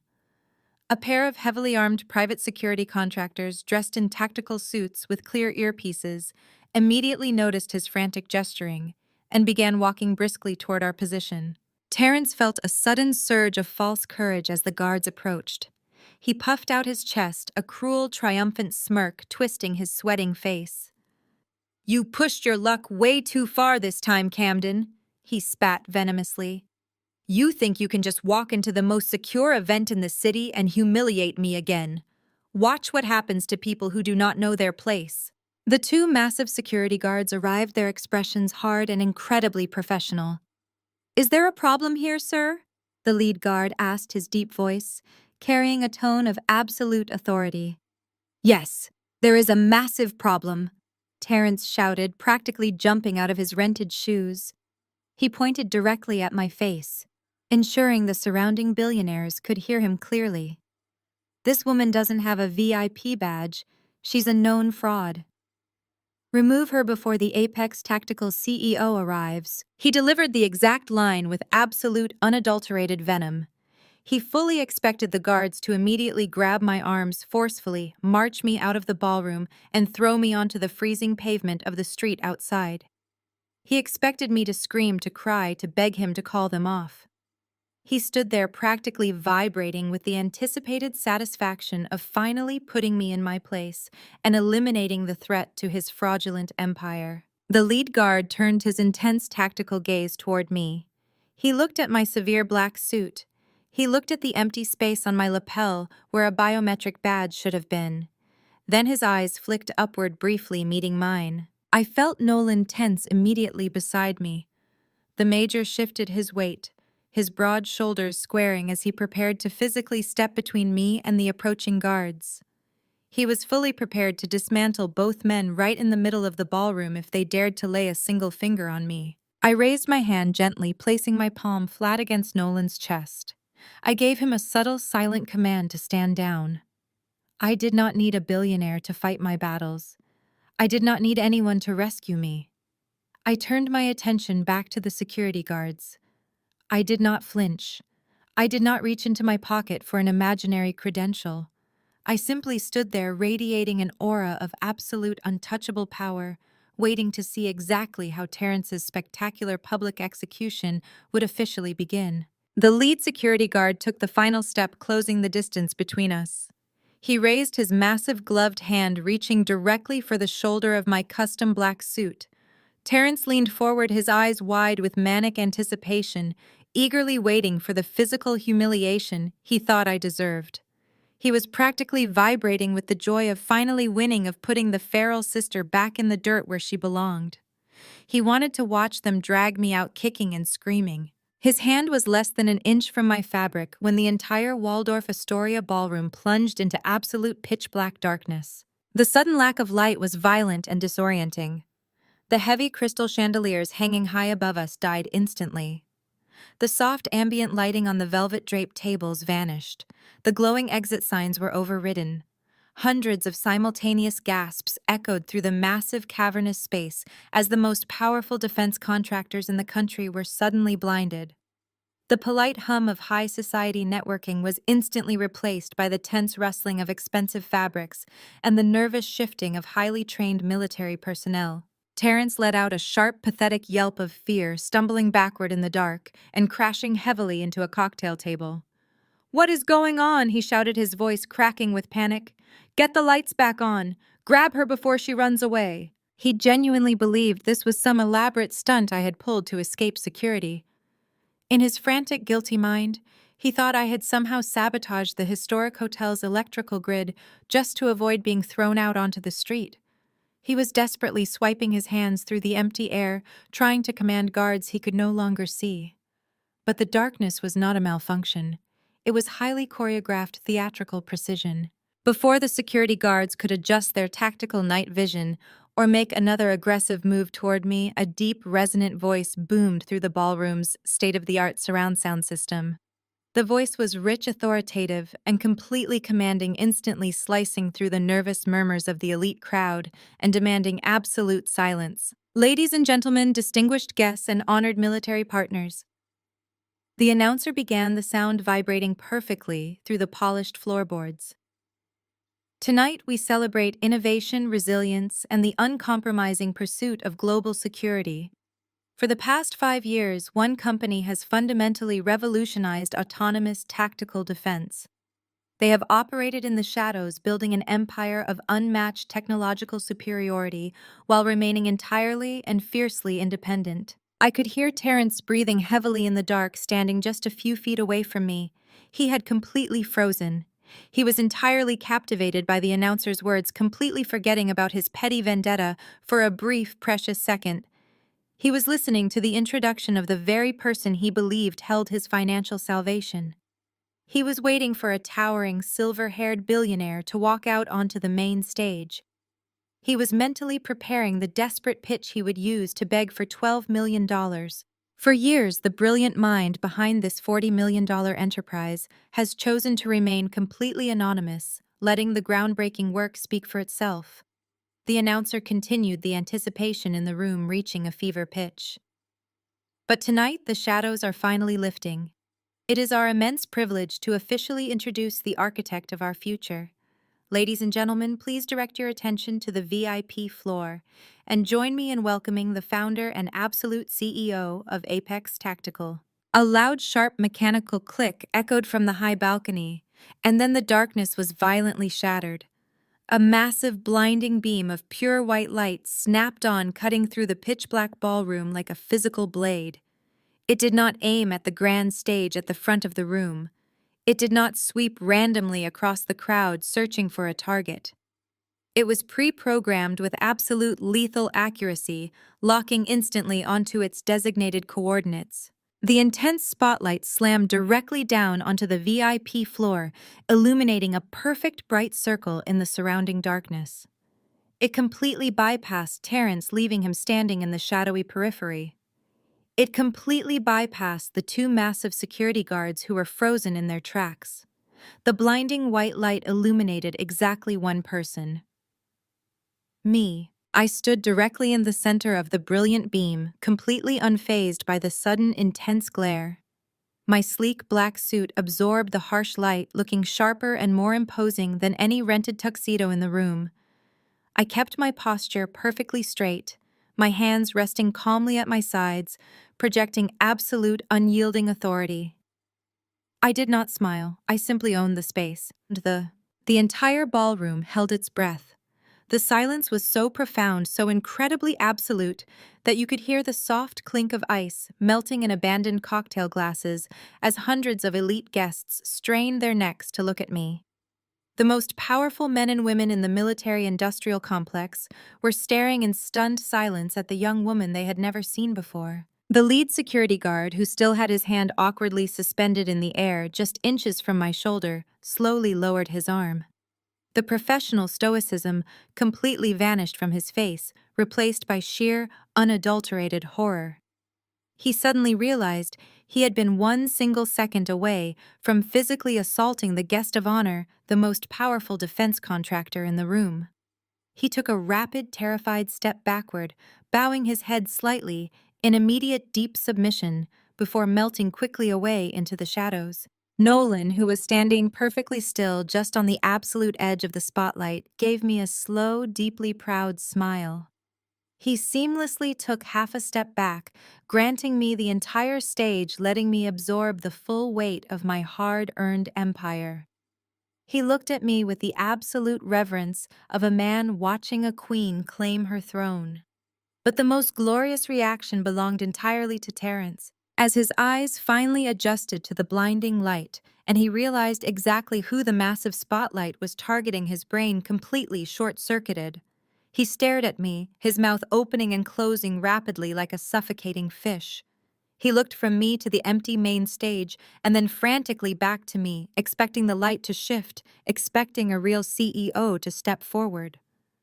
But the light did not move.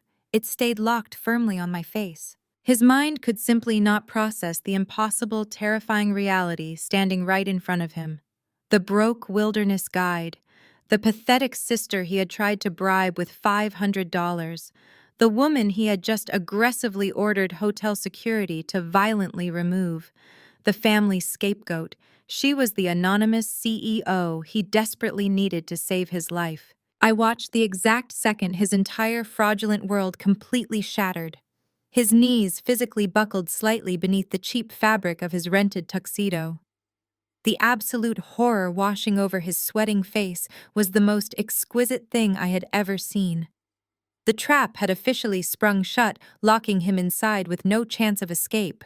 I did not linger in the center of the VIP floor to gloat. I did not need to say a single word to Terrence as I walked past his trembling form. I simply broke my stance and began the long walk toward the main stage at the front of the ballroom. The blinding white spotlight followed my every move, tracking me with military precision as I navigated through the tables. The sea of elite defense contractors, four-star generals, and wealthy investors parted silently to clear my path. The only sound in the massive room was the rhythmic, confident click of my boots against the polished floorboards.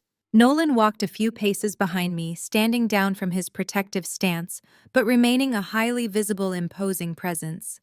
He was letting me execute the final maneuver on my own terms. I reached the base of the grand stage and climbed the carpeted stairs. I walked directly to the clear acrylic podium positioned in the center. I looked out over the sea of faces. The spotlight widened, illuminating the entire stage and bathing the room in a softer ambient glow. The silence was heavy, expectant, and absolutely electric. I looked down at the VIP section. Terrence was still standing exactly where I had left him, but he looked like a hollow shell. He was swaying slightly on his feet, his face glistening with a cold, terrified sweat. He was trapped in the front row, forced to watch his execution from the best seat in the house. "Good evening," I began, my voice projecting clearly through the flawless audio system. "For 5 years, I have preferred to let the technology manufactured by Apex Tactical speak for itself. I firmly believe that anonymity allowed for purer innovation. But the landscape of global security is rapidly changing and it demands transparency. My name is Camden. I am the founder and sole owner of Apex Tactical." A quiet ripple of shock murmured through the crowd, followed instantly by a wave of enthusiastic applause. I let them clap for exactly 10 seconds before raising my hand to call for silence. They obeyed immediately. "Tonight we are here to discuss security." I continued, resting my hands lightly on the edges of the podium. But true security is not just about autonomous drones or reinforced ballistic plating. It is about absolute integrity. It is about knowing exactly who you are doing business with. In the defense sector, a single vulnerability can compromise an entire operation. And in the financial sector, a single bad actor can destroy hundreds of lives. I paused, letting the weight of my words settle over the room. I looked directly into Terrence's wide, panicked eyes. "Recently, Apex Tactical experienced an attempted security breach." I announced, my tone shifting from welcoming to incredibly sharp. It was not a foreign cyber attack or an espionage infiltration.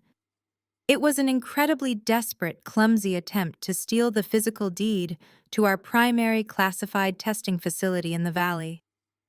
The perpetrator intended to use our highly restricted military land as fake collateral to secure a massive financial bailout for his rapidly failing hedge fund.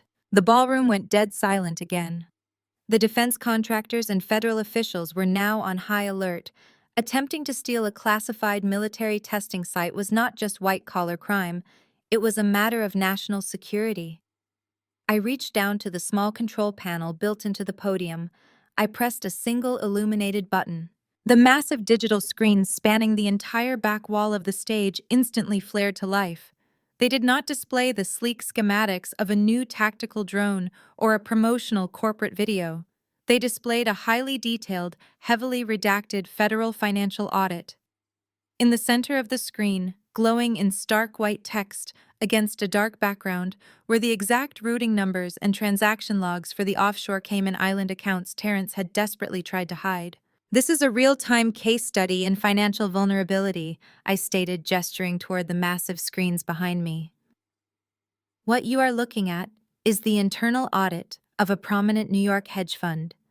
This fund actively solicited investments from several individuals in this very room tonight. But as these logs clearly demonstrate, the capital was not invested in domestic tech acquisitions. Instead, $12 million of investor money was systematically embezzled and funneled into these offshore shell companies." I pressed the button again. The screen zoomed in, highlighting the name of the shell company and the signature on the transfer documents. The name Terrence flashed in massive, undeniable letters across the stage. The reaction in the VIP section was instantaneous and violent. The defense lobbyists and federal officials who had been standing near Terrence suddenly stepped away from him as if he had just caught on fire. The physical space around him rapidly expanded, isolating him completely. "The CEO of this fund." "Terrence is in the room with us tonight," I said, my voice cold and entirely devoid of mercy. "He came here intending to pitch Apex Tactical to buy his toxic debt and save him from a pending federal indictment. He assumed that because we operate in the shadows, we would not perform a basic background check. He assumed he could charm his way out of grand larceny." Terrence could not handle it. The sheer overwhelming magnitude of his public destruction finally broke him completely. His knees gave out. He collapsed heavily into a velvet-covered chair at the nearest table. He grabbed the edge of the table with trembling white-knuckled hands, gasping for air as if the oxygen had been entirely sucked out of the room. His chest heaved violently, his bespoke tie hanging loosely around his neck. He was having a severe panic attack right in front of the most powerful people in the country. He thought he was hunting a faceless corporation, I concluded, staring down at his broken form. He had absolutely no idea that the CEO he was planning to defraud was the exact same woman he tried to bribe with $500 just a few days ago.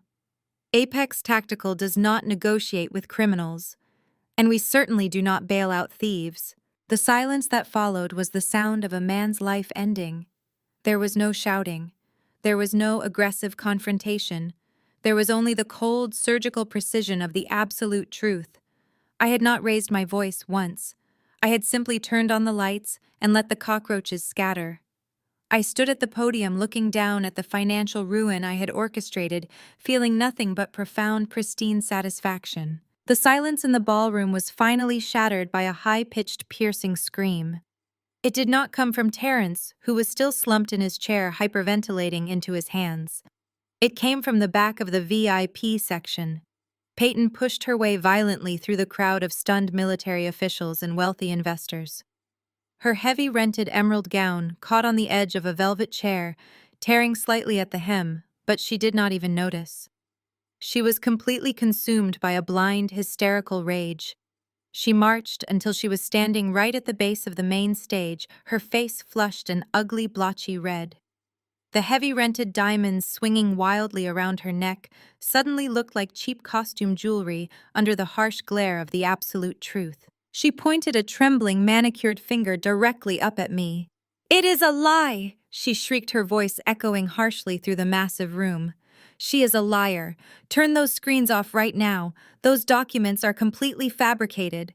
She hacked into the hotel network to display this garbage. I did not flinch. I did not move to turn off the screens. I simply looked down at my sister, watching her desperately try to glue her shattered reality back together with nothing but sheer volume and delusion. "She is a known fraud," Peyton continued screaming, turning frantically to face the crowd of elite guests behind her. "You all read the article online. You know exactly who she is. She is a dangerous grifter. She has a long history of psychiatric holds and extortion. She forged these bank records because she is insanely jealous of my perfect marriage. Terence is a financial genius. He would never steal anything. You have to arrest her." The crowd simply stared at her in uncomfortable, horrified silence. Several federal defense contractors immediately pulled out their phones, rapidly typing messages to their legal departments to cut all corporate ties with Terence. The social isolation was immediate and brutal. Nobody moved to help her. Nobody bought her pathetic, desperate narrative. The federal audit glowing brightly on the screens behind me carried the undeniable watermark of the United States government. It was absolute, undeniable proof. But Peyton was too far gone to accept it. She turned her wild, desperate eyes back to the stage, entirely bypassing me, and locking onto the imposing figure standing just a few feet away. "Major Nolan," she pleaded, her voice cracking as she clasped her hands together in a theatrical display of begging. "You know the truth. I sent you the files. I sent you the undeniable proof of her criminal history. Please, you have to tell these people she is a manipulative psychopath. You have to arrest her before she completely ruins an innocent man's life." Nolan did not look at her with sympathy. He looked at her with the cold, calculating precision of a military sniper lining up a final execution shot. He stepped forward, closing the distance between us.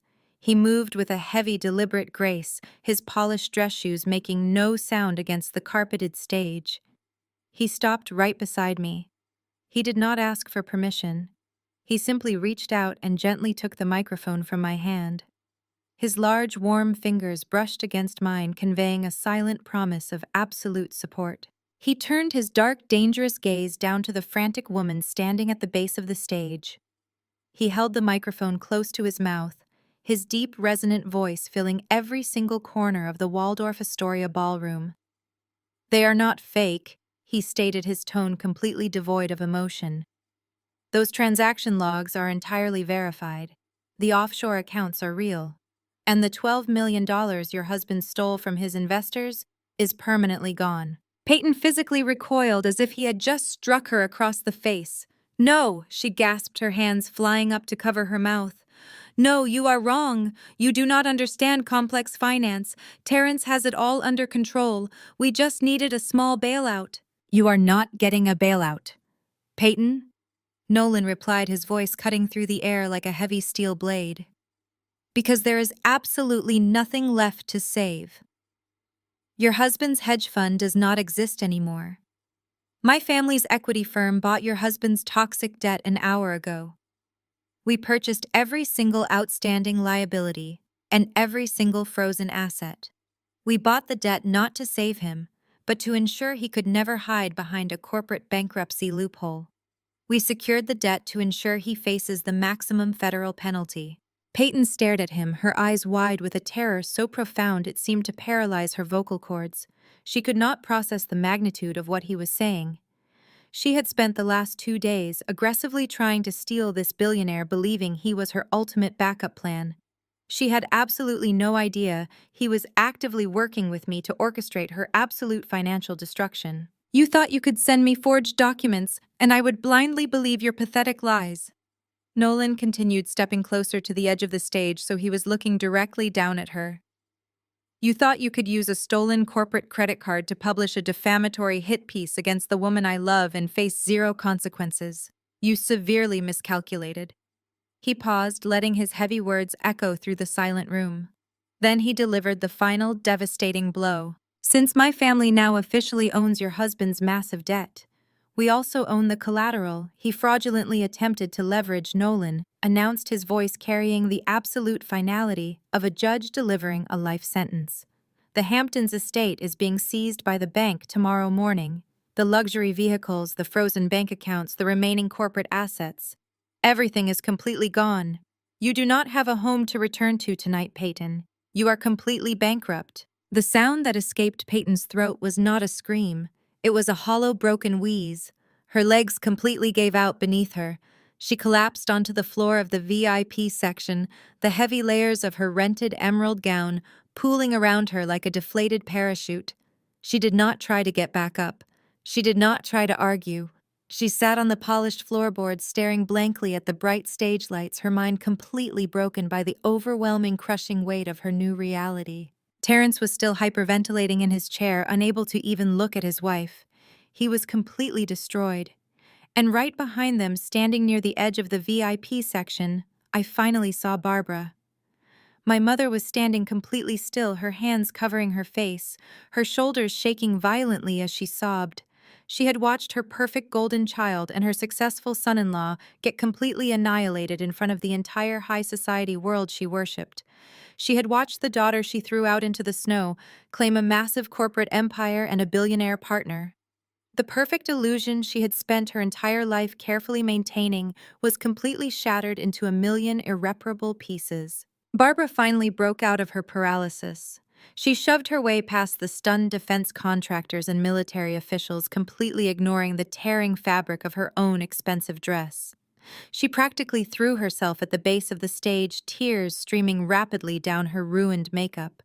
She reached up, her trembling hands desperately grasping for my arms, my wrists, anything she could hold on to anchor her crumbling reality. "Camden, please, Barbara!" wailed her voice, a grating, pathetic sound that echoed in the heavy silence of the ballroom. "You have to stop this. You are the CEO. You have the money to fix this. Please, we are blood. We are your family. You have to save us." I looked down at the woman who had shoved a catering uniform into my chest just a few days prior. I looked at the mother who had threatened to let me starve on the freezing streets to protect a lying thief. I did not feel a single ounce of pity. I smoothly pulled my hand away, stepping back so her grasping fingers closed around empty air. I reached into the inner pocket of my custom black suit. I pulled out a crumpled, heavily taped-together piece of paper. It was the exact $500 check Terrence had tried to bribe me with on Thanksgiving, the one I had torn to pieces and dropped in his scotch. I had carefully fished the pieces out of the glass and taped them back together specifically for this exact moment. I held the ruined check over the edge of the stage and let it fall from my fingers. It fluttered down slowly, landing perfectly on the floorboards right at Barbara's knees. "Use this for the cab ride," I said, my voice cold, sharp, and echoing with absolute finality. "You are no longer my family." As if my words were the designated cue, the heavy brass doors at the back of the ballroom swung violently open. A team of federal agents wearing dark tactical windbreakers with FBI printed in bold yellow letters marched into the room. They bypassed the stunned crowd entirely, heading straight for the VIP section. Terrence did not even try to run. He sat completely frozen in his chair as the agents roughly pulled his hands behind his back. The sharp metallic click of the handcuffs echoed over the quiet murmurs of the elite crowd, signaling the absolute end of his fraudulent empire. Peyton let out one final devastating sob. I did not stay to watch them drag him away. I turned my back on them completely, stepping down from the stage. Nolan offered his arm and I took it. The crowd parted for us once more, watching in complete awe as the founder of Apex Tactical and the billionaire Major walked out of the ballroom together. We walked out of the historic hotel and into the crisp, freezing New York night. The cold winter air felt like absolute, undeniable freedom. I had walked into that lobby as a ghost and I walked out completely untouchable. Have you ever had to walk away from toxic family members to protect your own peace and build your own empire? How did you find the strength to finally let go? I would love to hear your stories of unexpected transformation in the comments below. If this journey resonated with you, please hit the like button and subscribe to hear more authentic stories of resilience and growth. And if you know someone who might need to hear this message today, share this video as a reminder that your worth is never defined by those who fail to see it. Thank you for being part of my journey. Remember, sometimes the absolute greatest revenge is simply building a life so incredibly successful that your abusers can never reach you again.